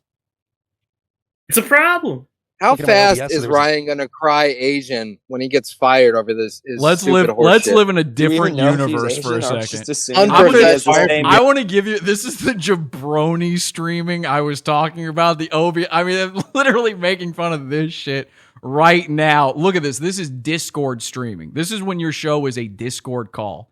When you're 5 of the same guy on Discord, this is what you get. There's 28 people watching this right now. Most of them are also in my chat, actually just watching my show. That's why all these guys have been in the chat this whole time trying to fuck things up because they started covering this. You saw them all show up at the exact same time. Now, they're literally stealing my bit live. I started this off by saying it's going to be an inception of podcasts. And here they are. They're saying I'm giving them something. You might have noticed Ian Ellis, this guy saying that, has never been mentioned in any of this stuff, not even one time, and thinks he's somehow involved. And now they're giving me the gift of putting it even further into Inception. I'm going to have to add a name to the title of the show. Well, actually, if I did that, no one would have any idea what I'm talking about. Never mind. Yeah, Okay, you're gonna split hairs, you little faggot. Like, what are you talking about? You know what this is? This is 5 dorks in a fucking window on a screen pretending to not know each other, and they all know each other. They all know who the fuck all these people everybody know on this each screen other. knows who each other is. Wow. Gavin legitimately Psycho. has no clue who Mersh and Podawful are. I believe that 100%. Gavin is Psycho. getting the roundabout by his buddy Ryan is for psycho. some reason, even though I'm sure Gavin pays him well. Listen, Gavin wants to teleport back to 2010 when he was on Red Eye. He's trying to figure out how to go back to being Fox News, Gavin. These fucking nerds are all pretending to be celebrities, pretending. Like fucking Podawful just said, I think I saw Gavin on Kenny versus Penny once. Fuck you. I did not say I think so that. exactly. I said They're that's what all I too know big him to from. remember where they met each other. What is he talking? These guys live in a They all know each delusion. other. That's a Jesse. delusion. I said I know him from Kenny versus Spinny. I very well know he was on Kenny versus Spinny. It's my introduction to Gavin McInnes. What are these guys? This is what we're dealing with. See, nobody else is willing to do this. Nobody else is willing to just put up the guys talking about. Mersh would never do this because I'm not delusional talking about Mersh. I'm just, you know what? I'm going to sit back. The show is different now. Listen to these guys invent. This is a fan fiction being written in front of your eyes. Were we friends? No, we were never friends. I always hated him. Even though we hung out in New York, we never hung out together. Like, you could do the same thing to Podawful. I said we never hung out together. All right, I've talked about that 3 times in this episode. Each other's shows and jerk each other off all the fucking time. Okay, I gotta And stop. now I want to keep interrupting it. You guys know it. In fact, just give me a ding ding in the chat whenever you hear something that is completely psycho and against anything we all understand to be true. Within a troll, the real troll was to trigger you about the way I covered the troll didn't work out. This is You guys don't even 17-dimensional understand. You don't get it. The joke is that now you guys are talking about me, talk about Mersh, talk about Gavin, talk about Mersh. What is this new level of comedy where the bit is just to be the most retarded piece of shit that there is, where it's like, no, the bit was that I lost. Like, get it? Like, oh, they think I'm a piece of shit. Like, you get it? Oh, I fucking got him. I'm looking for another I think 376. Ian, if you would have 376. kept taking those improv classes, you would know these things, and maybe you'd have a better comedy career. This is like when I played Red Dead Redemption 2. And fucking, I saw the like, okay, the balls on the horse fucking drops lower when the temperature changes. This reminded me that I needed to go outside more. Like, this is fucking. That you even noticed that? A window. Yeah, this is like, oh, I gotta go outside. This is too real, and this is too like, I can't get lost in this shit. Look at all This is these 5 different variations of losers that you could become fucking around with YouTube. There's literally 5 fucking Zune windows on the fucking screen. We all got to go outside, guys. We got to go kayak. Fuck this shit. We have to put, where's the end stream button at? This has gone too far. This is normal in the has gone Red way Pill too community. This joke Yeah. has gone too far. Shout out to MSI. Let's bring it back in a little bit. This is layer 5 of Inception. Just stealing my Names. bit. Okay. Should It's I be ridiculous. moving? Hang on a second. Now, we've got a chat room, and Mersh has a chat room. Should my chat room just be completely right over top of his where you can't even read either one of them at this point? There we go. There we go. It's esoteric, guys. He's esoteric and quirky and does unnecessary, unorthodox things just for the fun of it. Isn't he funny? Isn't he cool? Should I send all 5 of my listeners over there so I can say, of course I have no views. They were all trolling Mersh. That's like something Kenny would do non-ironically. Like if Kenny tried to have OBS, Kenny would have like 6 different chat boxes all layered on top of each other and they'd be unreadable. But it wouldn't be by design. It'd be because it's Kenny. Jesse sets out to do things like that on purpose. Jesse, show up as Gavin. That would be more funny. Oh, that shows. He prides himself on his weaponized autism. But like he prides himself on his autism and his obsessiveness, and he's trying to be like, yeah, no, I can't help it that I have 160 IQ. I'm just autistic and I win everything. And then when you run into his fucking trolls, like you did the other day with him, they're just fucking dweebs porn bombing. Like that's all they're like. Useless pot awful.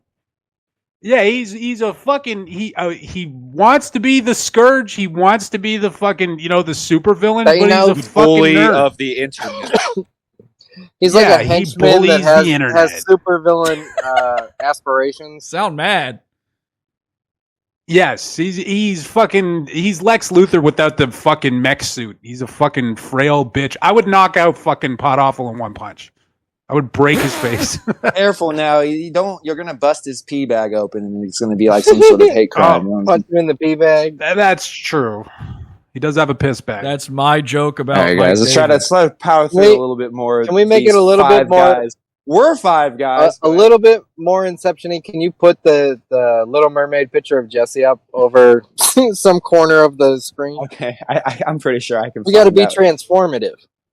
I know. I gotta get better at multitasking, Ian. Maybe this is why Jesse has 17 TVs behind him. Is where he keeps all of his extra effects and all of his things he needs to drag to do his show. Because I don't have a system set up for this. I don't have TV monitors, Ian. Ain't got the bandwidth to keep up with Jesse. Take a look at that. Ryan Ketchup Rivera, the guy. Wow, good insult, Ryan Ketchup Rivera. Because Katsu, Ketchup. It's somehow an insult. Explaining to the say joke. A guy's name wrong. It's even better. Now's your chance. Do a better joke, Jesse. It's better when you wait for the explain loop. Another person's joke. We're getting It's closer even to the funnier loop than explaining your own joke. Guitar for nobody. He's going to capitalize that this is with gonna the be worst good. joke. This is going to lead to something capitalize on real that good. Even more something about horrible Bones joke. is coming. I Guys, believe don't that worry. Mersh goes off the top of his head. To his credit, I don't believe that Jesse does that. I believe that every show is tightly scripted. Just like Lane's trying to produce and host at the same time, Jesse has all these links ready. There's never a moment where he's like, hold on, guys, I gotta go to Google. There's no let him get to spontaneity this. to what he does. No spontaneity. Let him get to this point. Oh my god. Well, that's what, like the puppet show thing, right? And I don't know how long of a puppet show he actually did. We only saw 30 seconds. But Jesse, if you did one puppet show as Royce, and then went over and did another puppet show as Mersh, and then went over and filmed yourself underneath them talking as the host, and then synced all 3 of those up and acted like that was happening live, you're a fucking dork. You need to be stopped, Jesse. For one like that episode, happened I live. tried to do that for Philip Wave, where I tried to imitate Revenge of the Sith and have both of them up. He said it's dorky, but then he says he tried to do it. Mind-numbing to edit, so I just gave up and never did it again. Ever. It ain't worth it, Jesse, but you sat there and scripted the whole thing. Where's my Ian Ellis script? And you stole the puppet show idea from Kenny. You met Kenny, knew who Yeah. Kenny was, have hung out with Kenny. Oh no. Oh no. Wait, what happened? Uh-oh, am I still alive? Oh, it looks like I'm moving here. I got a real bad... Oh no. Oh no, what just happened? Chrome just quit unexpectedly. The power of the Inception was too much. We got to get back on there before they figure it out. Hang on a second. Okay, we got that. What's going on? How did you know it was him calling? Imagine Actually, watching his voice security was footage super of well. yourself When I see guys, making a puppet in your fucking living room as a 37-year-old man. I would kill myself. God. He's a fucking adult. What the fuck What are is you doing? happening? Oh my god. Rolling He up actually the put sleeve pillows under his shirt. on your Yeah, lesbian like he shirt. put- Okay, his bits are garbage. Like he's still the same fucking dork he was when he was doing those shitty skits back in like 2010. he's still doing that shit, but now he's alt-right. He's a cool alt-right zoomer. He's a we fucking covered him. nerd. We covered him lip syncing Metallica on Cosmic Show, the late night Sith. Alt-right. And I thought this clip has to be 10 years old. He dropped Fauci in it. This was recent. This was like 2020. He was like, enter mass pandemic, no. He thought that was great. Pre-recorded it and then lip synced to it for a live performance. That was It's live. fucking psychotic. Wait, he made live. that? He fucking made those lyrics? He fucking parodied Metallica with fucking COVID shit? We may have to pull up the clip. Let's let this run for a second while I go God. digging. Imagine living Would this you guys kind of believe brain I dead don't lifestyle. Have a picture of. Never mind. Yes, I do. I spoke too soon. All right, let's go ahead and play this a little bit. This is insane. I gotta go to my messages with Cosmic. And so Gavin just found this clip. The Dick put up to stir shit. Okay, all right, salud. Fatty's got a lazy eye. He's balding. He's stupid. I used to. How did you know it was him calling? I could his voice. Listen to his voice. For wealth. Yeah. But when I see guys, Can I ask why is the little Trying to Asian dock? man seething so badly? Can somebody explain that to me?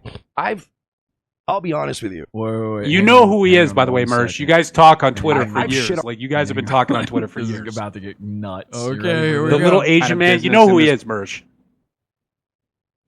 That was the point I made. So is Ryan Katsu a guy that exists outside of Gavin McInnes?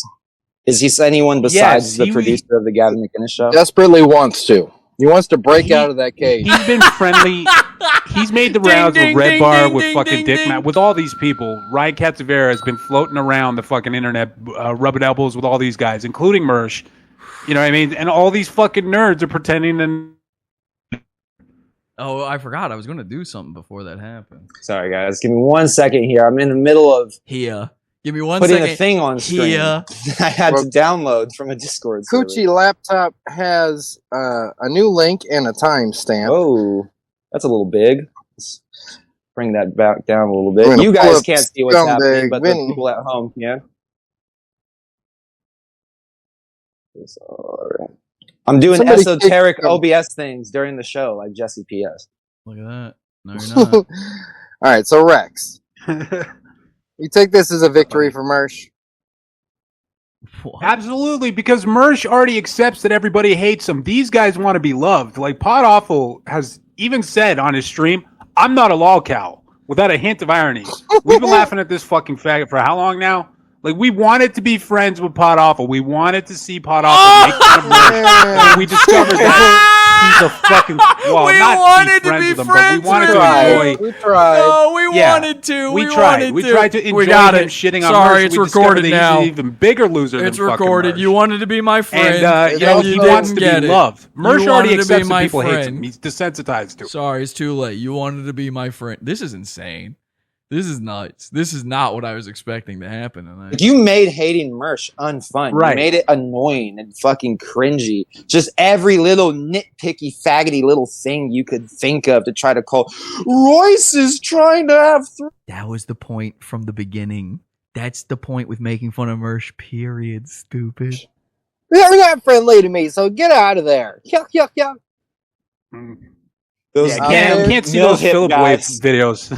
There has been a controversial clip request in the Discord from Helen DeKeller of Red Bar can't stop talking about Ross Dog. So if you just want to put that on the back burner, Helen, I tried. I saw that today. I enjoyed you got that. You DM'd Coochie Laptop something. When did you DM me? This is Jesse lip syncing Metallica with a parody Oh, yeah, song let's about do Dr. this Fauci real and the quick. pandemic. This is, even though this is a cover song, I'm for sure going to fucking probably get a copyright strike later for this. yeah. But if you're watching, Actually, never mind. I don't want to play it. You guys can see that on my full version of the show that explains the context of that. It's called Autism Causes Vaccines. I implore you to watch it, but I don't need to get the Metallica hit on this episode. There's no reason, you know? But actually did. But we're gonna keep doing. I'm gonna keep keeping this up here in the meantime because I don't want them to.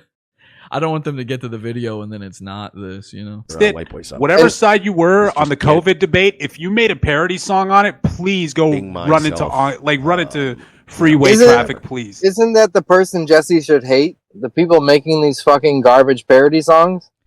That's the point of the episode. Oh my god. Hold on 1 second. I sent you a grab doing the bag with exact same timestamp. thing. This is all right. I'm glad this is happening because there's a show coming up that you're going to need to know all this information. And this is the level of intelligence of the people who don't like Pod Awful. They don't understand that that's the point. Because you get it. I don't have to tell you. You know. thing, but from the other fucking side, like he's doing it from the fucking red pilled side. It's like fucking kill yourself, dude. You're the same thing. Aren't you supposed to be better than them? Like, Yeah, you're not supposed to do you're the same out-lefting thing the from left. the other side. Right.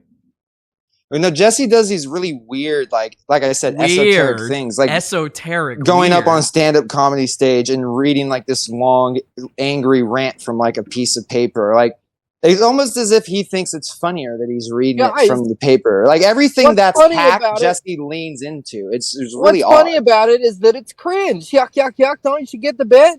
Yeah, I'm imitating what's awful. Yuck, yuck, yuck. I'm copying awful. That's the bit. Yuck, yuck, yuck, yuck. But if you never, I'm copying awful. What does that even mean? then what? Aren't He you is really still just a fucking that? improv. The stand-up thing they're talking about where I'm reading off of a piece of paper, I wrote that paper right before that show. That's why I'm reading it. I didn't have time to memorize the thing I just wrote. Got Kenny's long brain. Cringy Chat. as all fuck. You love to see it.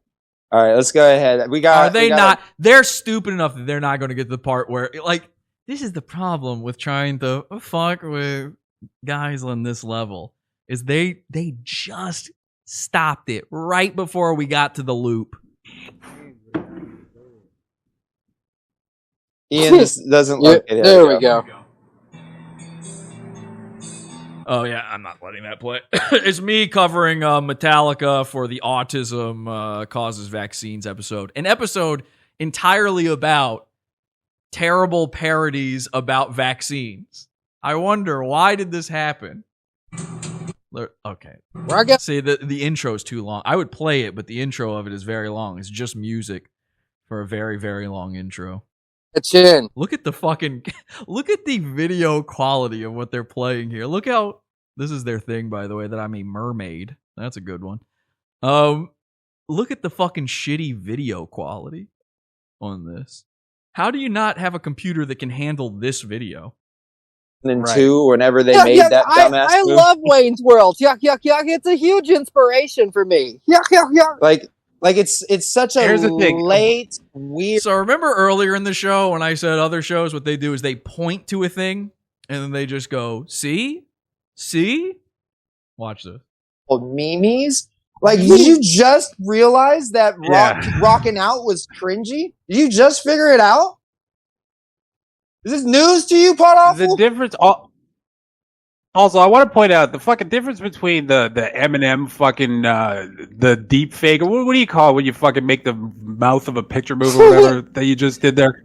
There was no fucking topical humor. It was a deep fake that was just meant to lead into a story we were covering. It was just a They don't even understand their own bits. So what's crazy is, did you notice that all of a sudden all of their people are gone from the chat now that we're covering them? They don't got much to say. Song parodying a current fucking event like it's a Saturday Night Live skit. Like it's fucking horrible. Coming up next, he's like a Howard Stern. Yeah, fucking. The other radio show. But you guys know what I'm talking about. He's fucking whack. Fucking. He's fucking. Ooh. Exit light into night. Take my hand. I am gay and I like men. Cover song.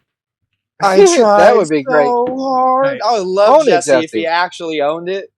Because look how hard you're trying. Look, hold on. No one say anything. Look at Jesse's face. Look at his hands. Look how hard he's trying. Tried so hard. Got so far. He should also cover what fucking what's his face did. What stop moving what's his me. name? Stop Bennington. moving me. Was it Chad Bennington? What was the guy's Who? name? Jesus, the look how lead singer of that fucking face is. Oh, the guy that killed himself. Yeah, he should cover killing himself like he did. It looks like a rotting pumpkin Anyway, that was sorry. carved into an Aussie face. That's a giant. Looks like humor. Wow. Digging into the ROTC well. Looks like. Funny at the same time, but he's really going for it. Like, look at the face. Courage, on him. the Fucking ginger. awful. These guys think it's not cool to go for it. To not they're against trying. That's you know what? You're right. That's cool. What people do when they rock out, and it's not for like a second to like look how goofy I look. He's just gonna do this for the whole song. I think When Red Bar sings, he's here. We're in it. We're strapped in. When Red Bar sings, he loves singing. It's just a passion he has. It's quirky. You can say it's gay, but he likes it. He's into it. He's doing a thing he's into. You're not into this. You're faking the funk here. This Correct. I believe singing is gay, and I'm making fun of it. Yes. not even. These guys are always like guys like this, you know, jabroni streamers, OBS guys, whatever this is, Discord streams.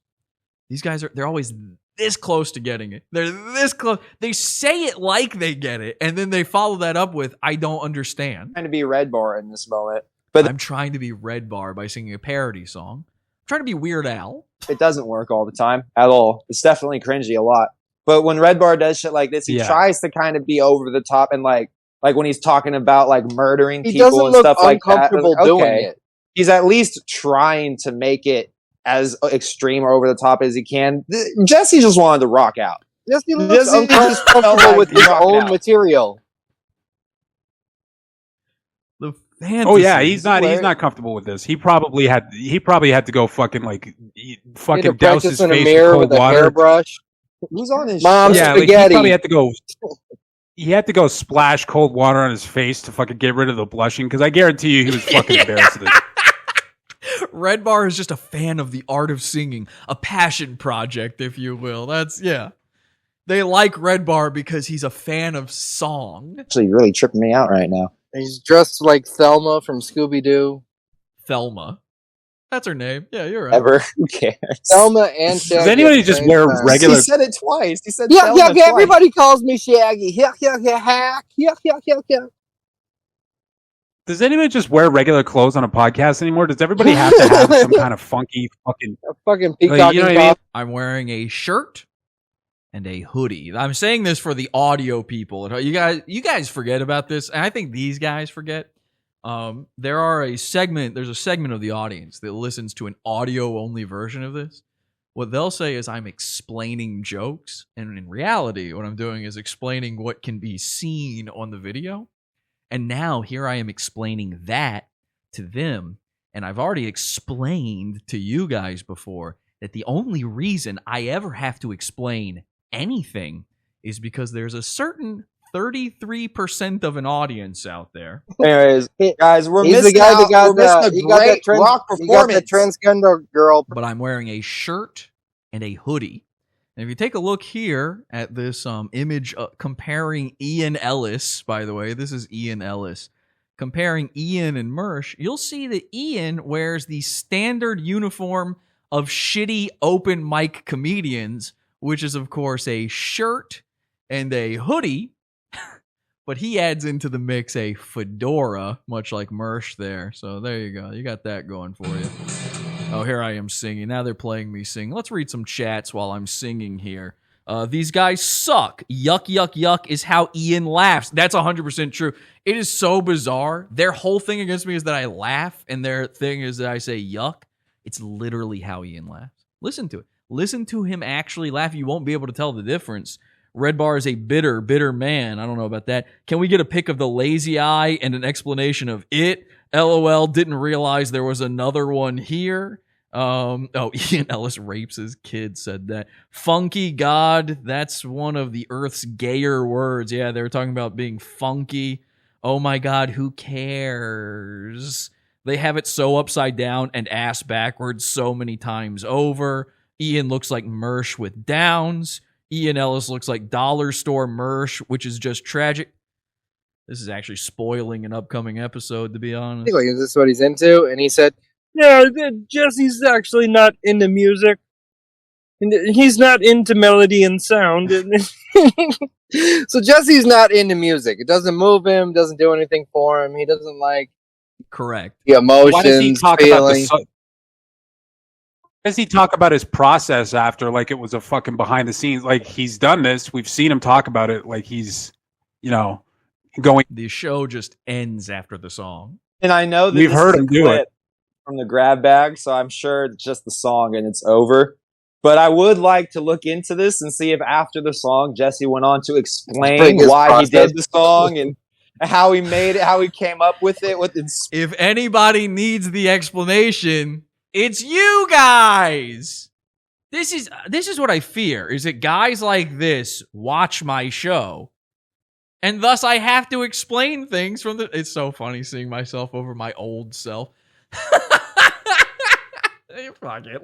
I'm just going to let him talk. I'm going to give him the floor. Let's just let him talk. She's proud. She's out. This is a guy that attended Warped Tour a couple times. You know what I'm talking about? Right.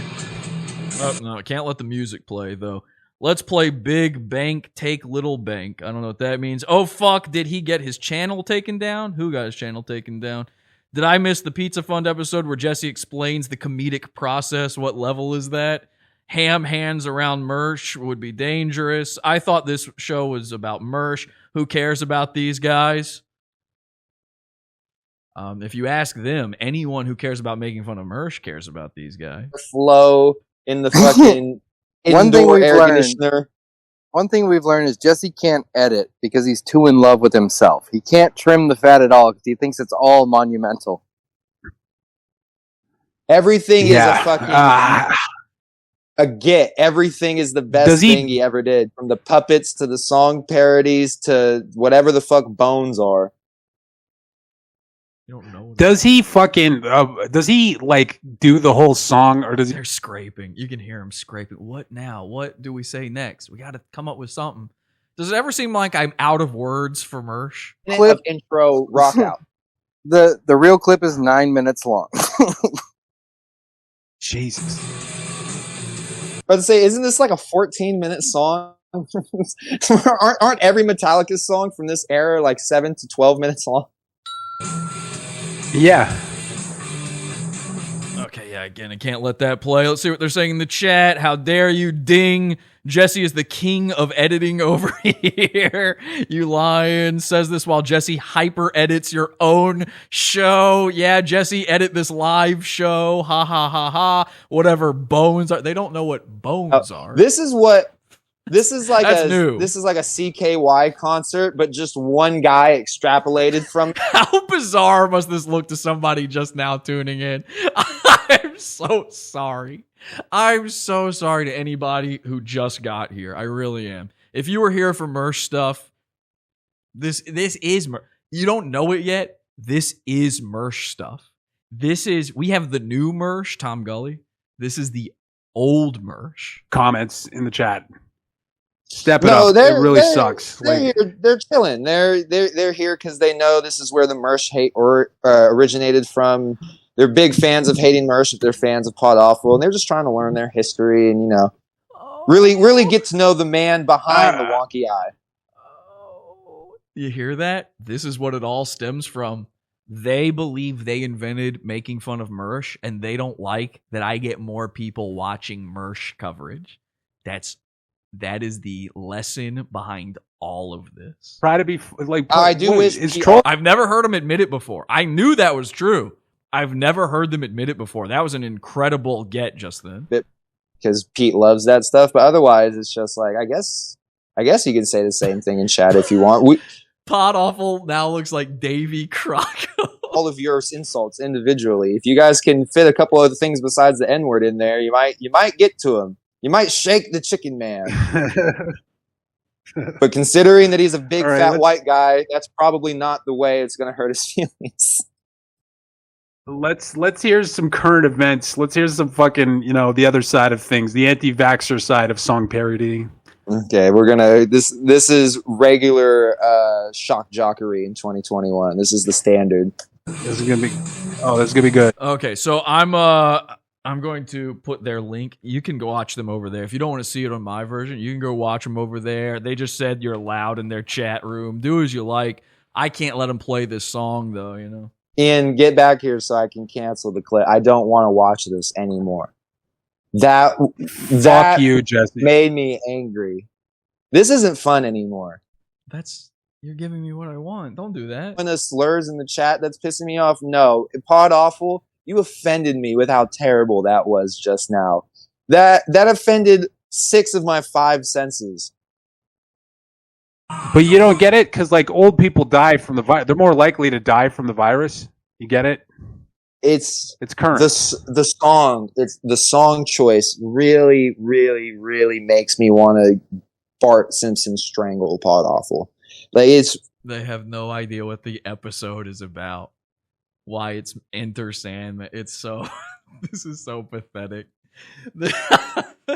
I keep looking at myself on my own shoulders, and I'm yucking it up. Cool kid that doesn't listen to new music. You only listen to things that came out between the 70s and the 90s, like the rest of the totally cool kids that aren't made fun of all the time. You know what I mean? But could you at least try, like Lev. like Linkin Park, bro? Like I said, we gave it to you. Linkin Park, you could have did a whole thing. COVID, try so hard. I don't know. Just make it better. Like this is like some weird. So he's trying to appeal to his dad's sensibilities with trying to make fun of his dad. Like, dude, My 70-something-year-old father. My dad's 76. You think he likes Metallica? Old and played out. The song choice is old and played out. Being like a goofy, like what is like a Jim Carrey kind of character where you're just rocking out, biting your teeth, sticking your tongue out. Like that shit's played out. Like everything in this is like 25 to 30 years old. But this is like the new age 27 TV's tech guy who fucking bullies the internet, gay ops. He has it all figured out, but he's doing hack shit. He's doing 3 different levels of hack that are all older than he is. I don't know. You guys, if you guys buy him pizza, explain to me. I don't know. I don't know where these clips come from. People send them to Ian, and Ian gives them to Zen me to play on the show. Rhino. I have no clue how to This clip find is this. from Zen Rhino recording his hopefully screen. it's public. That's the Hopefully best they've there's got. a full video of this because This is we a need public not episode. for me to watch it, but because I just want other people to hate Pod Awful as much as I do, and I think this is If a Jesse, video. if Jesse trolls are here, if you're here, maybe we should check in on Jesse. Maybe he's stream sniping. Oh, You know, he had Ian, I technical think you might difficulties. He had technical difficulties when Ross and Rex and Kenny started shitting on him. He Ian, suddenly it's lost very- the feed. Ian, it's very possible that I've known that Jesse was stream sniping us for almost an hour now, and that I just moved on to this Metallica thing just so he would stream snipe us longer, so we would have more content to go back and watch when we're done with this. That's possible. Thank you, Jesse. Possibly You what did I'm doing. Another great troll. Oh, he's a chess master now. They just described me as being the guy who's got it all figured out, and then he acted like he was chess mastering this. No. You just clicked the link, and you just saw that I'm doing this. He didn't even realize this is actually me right now until I just started moving. He's watching in another window. He's looking to see what I'm up to so they can be ready when they go over. Watch. Dr. Fauci. He's shoehorning syllables. This would drive Ant crazy. Yeah. Oh my God. Ant wouldn't like it. Who cares? I don't care about your grandma, Anthony Cumia. You're into that. It would drive Ant crazy. He doesn't know you, so that's okay. He will never know about this. That's fine. You think you're this cool rocker Ozzy Osbourne looking guy, and you want to do Metallica covers. Just do Metallica covers. Quit doing it under the guise of improv comedy. You'd be more popular and be more liked by all of the internet if you just did actual Metallica corny ass There covers. are better ways to grift. I don't know. You guys seem pretty angry about the Metallica covers. This doesn't seem like... I was thinking about going that direction, to be honest. And then they got so mad about it, I got to think of a whole... You know what I mean? But I guess it's fun. It's fun for him. It's fun to be cringe and to act like a guy removed 60 years from the past. Fucking what is that movie where the guy's frozen and they find him the caveman? That was Encino Man. tonight, Encino Man. This is like Yuck, modern yuck, yuck. day. It was as mini cringe as Encino possible. Yuck, yuck, yuck. They can't even listen to each other. They're so angry. Why do they hate me so much? Very strange, this behavior. This is hate. I don't hate Mersh. I think, I might be wrong. Maybe they don't hate me. Maybe they're just extremely angry for no reason. Such an unself-aware way to behave and to grift. This is his job. This is what he nerd does for worship. info. You're trying to be the coolest nerd. You're not trying to be cool. You're not trying to be better than. You're the littest nerd at the D&D table. The coolest guy at Best Buy. That's what I'm saying. Everyone are the people in the pizza fund watching this, like rocking out at home on their laptops with him, like, fuck yeah, brother. I hope they are. They're confused by comedy parody songs. Do you think people rock out with Weird Al? How is this confusing? I better sign up before I miss this fucking awesomeness. Is this when it was fucking funny? trash. This is the bit? Right. When we were This is asking what you earlier, paid for? show me when Jesse was ever funny. Is this it? Was this Never. the time? Dr. Fauci. This is so fucking horrible. This is so bad. Can we just hear a couple more lines? Okay, so I want you to imagine the way the rest of this episode was supposed to go, where I'm covering Mersh's thing, but every time I play it, all I do is go, "This is bad. Mersh is bad. I do not like Mersh. Look at Mersh. He is bad. Mersh wants to be bad. Mersh is bad. Mersh bad." Gotta hear the next part. Yeah, I gotta hear it. How does he solve this riddle? Ian, I just needed Why Mersh bad? Mersh make angry when Mersh bad. It's off to Never Neverland. What did he come up with? You're gonna enter death. Breathe killing out old people. It's the boomer remover. It's current. Breathe This in fucking nerd. COVID. That would be a better line, Jesse. It's like stressing me out how much I'm hating this right now. By the way, I'm looking at the fucking cope going on in his chat. They're saying they don't get Weird Al either. Listen, Weird Al was a fucking legend. We're not saying that Weird Al. Are you like rocking Weird out? Al. Oh, you rock out with Weird Al. Okay. You're looking for What's the that? edgy 25 years streamers? ago. Yeah. No, Yeah, I love that this when I was fucking cocksucker in has. preschool.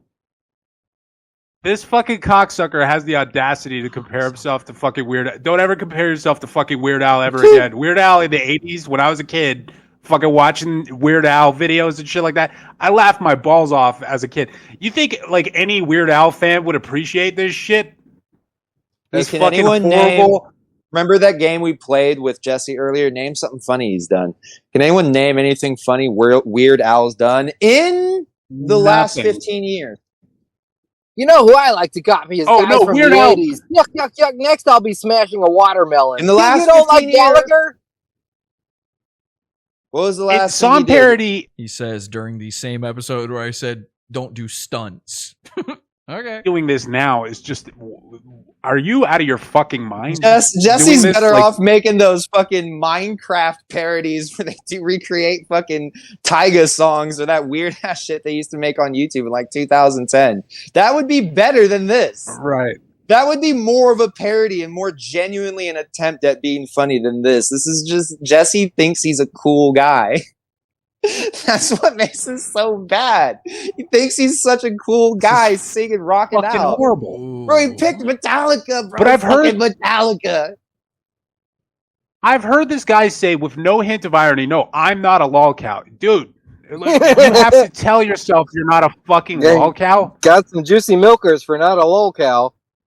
Start milking them. Yeah, no, he I'm definitely waiting. has tits. He's definitely fat. Please, for the love of God, find something to say that is funny about me. Not just your weird fan fiction of me thinking I'm cool for doing a parody song at the end of a show mocking parody songs. You might need a little bit of context. Just a little bit. So I'm waiting. Milk me. Milk me like one of your French cows. Mines? This is trash. I'm gonna pay $3 a month for Dave Chappelle. You're paying for this shit? Got the same logo on 3 months. See, he had to talk over. He just said 2 seconds ago, what's the big ending? What's the funny line at the end? And he couldn't allow it to happen. He had to talk right over top of it, just in case it wasn't the thing he guessed. Because I can't take it. It is really he's terrible. fucking I don't even think my awful, ears were on. He's pod awful. Wait, how did he achieve that? Wait, look at this It's right all now. intentional. Yuck, yuck, yuck, yuck. Yeah, I forgot. That's Is in his- his name, so I guess, yeah. Is his That's what he was hair? going for, right? Hold on, is his hair behind his sunglasses? Is that like a video glitch? How'd he do that? It is. That's the most It is interesting thing you ever strategic. did, Jesse. If you could do that on command, put your hair behind your sunglasses like that, that's probably the best bit you got going It's in right now, 'cause front. I don't know how the fuck it's you did it's that. just in front of them. Do you do your show with one of your eyes closed? It's just in front of the glasses. It is strategic. Like, he strategically hangs his hair What over is his he face so he talking can pull it back, like he's all metal and shit like that. Does Like, he have a wonky you know, eye? it's not. He wants to be seen pulling his bangs back from over his eyes. You know what I mean? Like, it's fucking. He is a fucking nerd. But this is like I he don't put know. his glasses I hate on him. over his hair. This is intentional. Yeah. That hair is trapped. It's You intentional. can't move it out of the way. He's one of the biggest Play, tryhards please I've hit ever play. fucking come across. on the Oh, internet. hit play, hit It's play. just way too much effort. I'm trying to talk to our chat, and I'm talking. They don't understand why people pay for the pizza fund, and then they also don't understand why I put in effort. This must be one of the great mysteries of the universe. This is a real brain buster. We're gonna have to get Bill Nye in on this one. We have 15 seconds left of Rock Out, guys. All right, let's hear this. Let's hear these lyrics. Virus made in Chinese land. Kill yourself. It was labs. The CCP virus. And look, made in talking Chinese through? land. Oh, my hair isn't What's it behind the called when glasses. you talk through the song like that, like a radio DJ? You're leading out the song. Look how The- professional Jesse The is. hair wasn't With behind. his Why aren't they 46 on the talking? list. Why aren't they talking about the hair not being behind the glasses? What a bizarre insult that is. The insult was that my hair was behind my glasses, which is insane. That's an insane thing to think. It's not an insult. And then when it's discovered that it's wrong, just move along. Can anyone that watches a guy who goes around and bullies the internet, quote Bullies. unquote, right? Like you're this big bully that goes I'm and a trolls bully. people. How can anyone with any sense of like trolling or sarcasm not see how fucking lame this is? Like, so what is your guys? It's because they're too busy being bullied. No, but don't you get it? He did a Metallica song. Off to Great, Reset Land. Dude, it's so based. It's so fucking based, bro. He's Virus sneaking the made truth in Chinese land. It was lab. Good, because it went against the mainstream narrative, so it's cool by default. It's not like he's doing the same gay style of song parody. It's, you know, he's cooler than the libs. What, I mean, I'm not even sure I'm being insulted at this point. Like, forget the milking, the lol cow part. Okay, they're not doing that. That's obvious. Are they even attempting insults? My glasses are in front of my hair. All right. I think it's cool to sing, but also Red Bar thinks it's cool to sing, and that one's the real one. Okay. What else is there? I'm a bully. Do not you're not being honest with yourselves. If you're defending that fucking song parody, you really should be ashamed of yourselves. I love Weird Al, but song parodies are bad. That's one of the insults. Give me the names. Give me the names of the people defending this. No, you're defending this? Give me the fucking names. We're writing it down. We're putting you on the list. Ian's fried chicken is in the chat. He says he looks like Ozzy Oslame. I know that's a bad pun, but I liked it. I don't care. People are asking for the Discord, everybody. Do we want to watch a little bit of this Pod Awful clip and then drop the Discord for all the new fans? Can you make sure he's not Sure, playing throw porn me on his fucking- own stream? Let's not get let's not fuck ourselves with the same lame trick he's done 18 times. Don't give me any ideas. Played porn on his own stream and just burnt his channel down to the ground. Just Well, to he's- try.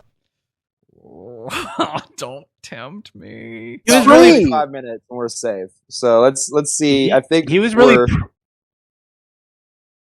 He was really proud of the fucking porn bombing. Like, it was like, he's like, you guys are so mad at this minor inconvenience. We're porn bombing you. You guys are so, listen to how triggered you are, bro. You're so triggered. So you guys don't know this, but I did porn bomb these guys the other day. Actually, it wasn't me. It was Trevor. But he porn bombed them, and then they just blamed me. And then I have a recording of them seething about it. They didn't know I was secretly recording them behind the scenes. Wait till you hear this. I'm going to play it. It is an upcoming show. You're going to get all this stuff. It's going to be so good. As Natglow points out, never forget Pod Awful lost to Saiyans Entertainment. That's true, but also everyone loses to Saiyans Entertainment pretty much. So, it's okay. But yes. All right, so much for that. And throw that insult out the window then, I guess. There goes that one. Trademark. Don't cover that. Why did he name himself that? I know. Who told him to do that? Was Like, that had to be dead or something? Was that like or was it yuck? The fucking it was decision uniqueness, which Des definitely came up with, and then he shortened it. He goes, lose the nest. We're just unique. All right. I have no idea what they're talking about. I'm just waiting for them to go into the loop. That's it. I just want them to loop, and then we'll be done. Big times, because we're too small to be punching up at Jesse, which is ironic. Because no one's ever said that about Mersh before. Only sensitive little bitches got to resort to hacking. Hacking? What are you talking about? Fighting with Ethan Ralph the other day. They're cool now, but he was we're fighting gonna with get Ethan confused Ralph now, on fucking guys. Twitter the other. Mersh doesn't care. This is confusing. Somehow Mersh always like- skates. Like he always like we've gets transported he always back in gets time by. to 20 minutes ago. Here we go. The only person We're I ever entering saw the Mersh- loop. Here, let me turn it I'm down a little stealing bit. my own bit back from them. Jesse is like. Can we just get Jesse talking? Yeah, that's what I'm saying. Did he just play our show? I thought he was going to talk over it. Did he just play it? This isn't transformative, Jesse.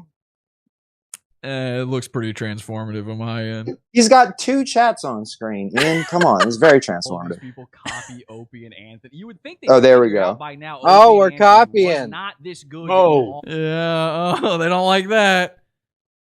It's a problem. We're copying Opie and Anthony. They're mad. We should have been copying. They're so mad. We should have been copying something good. Yes. Really went wrong. If you had just started maybe off with something good to copy. I don't know. Horny white No. boys.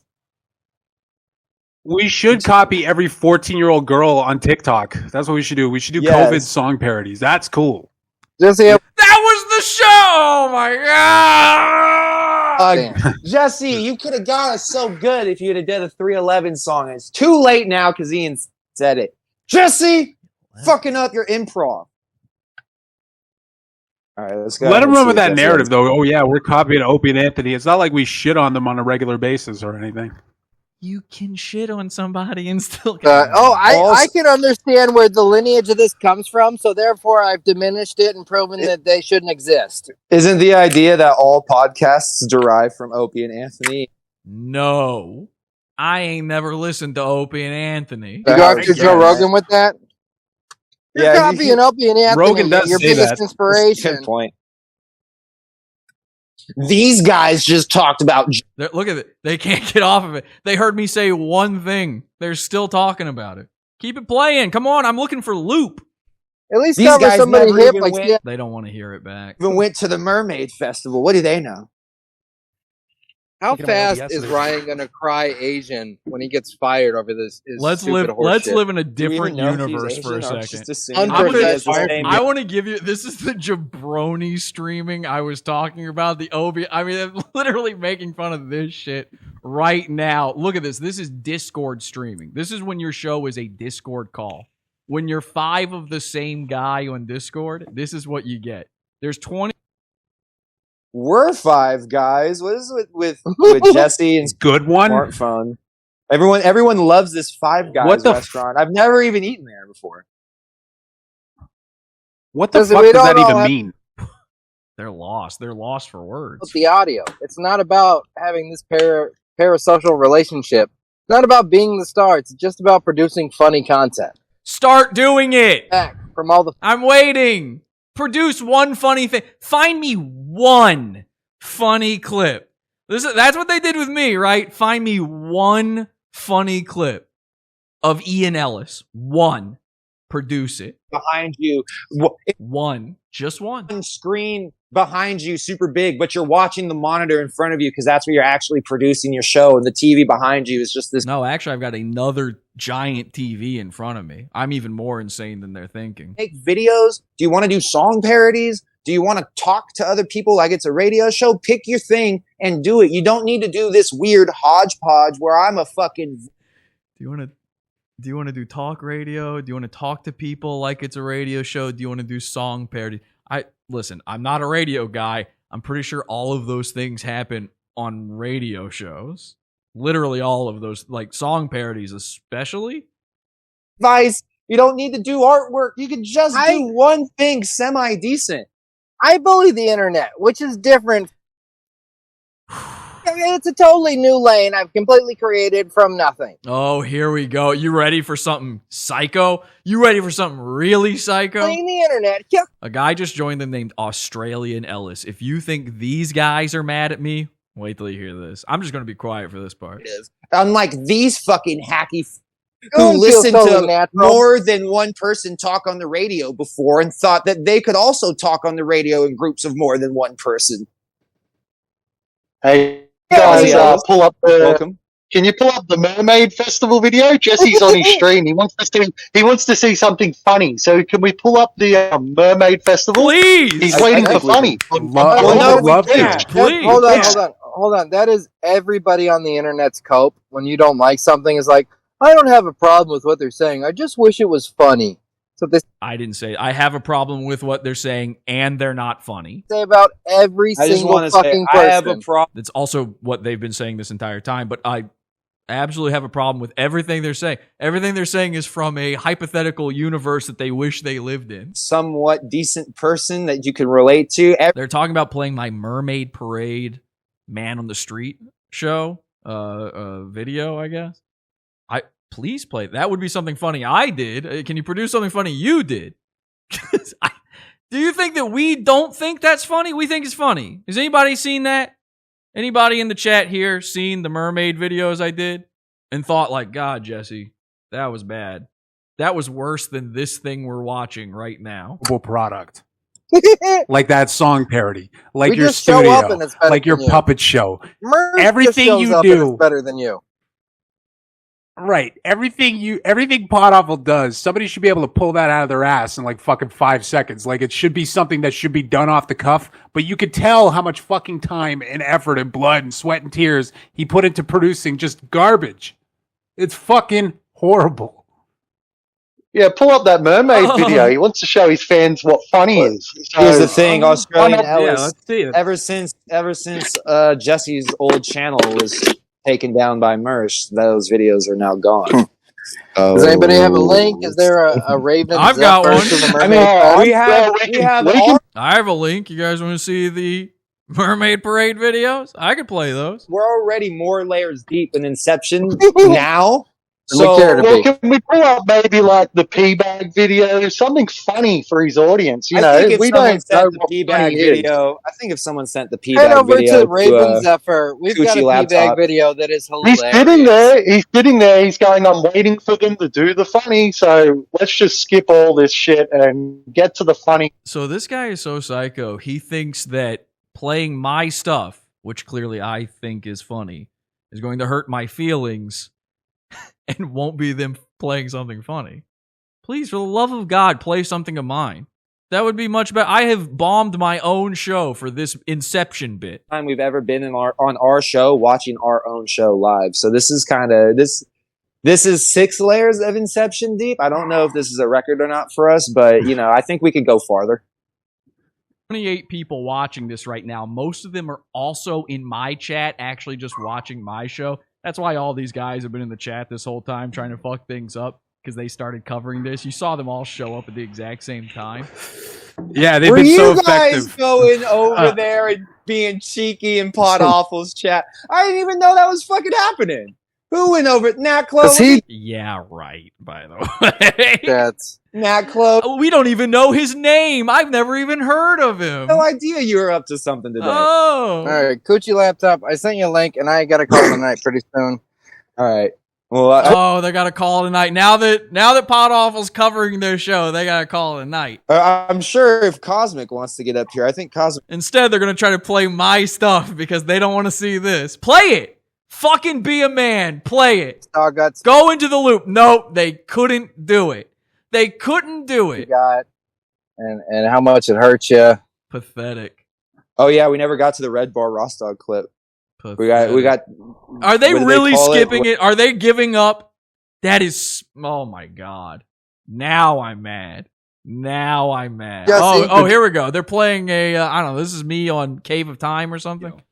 Red Bar, that's also nothing. Now. I don't make fun of Red Bar anymore. I was making fun of him for a little Yes, while. you do. I feel too bad for him.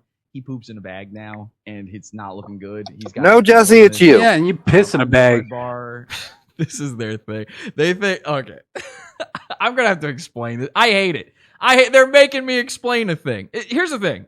Anybody who's been watching this show long enough knows that one time I had a catheter.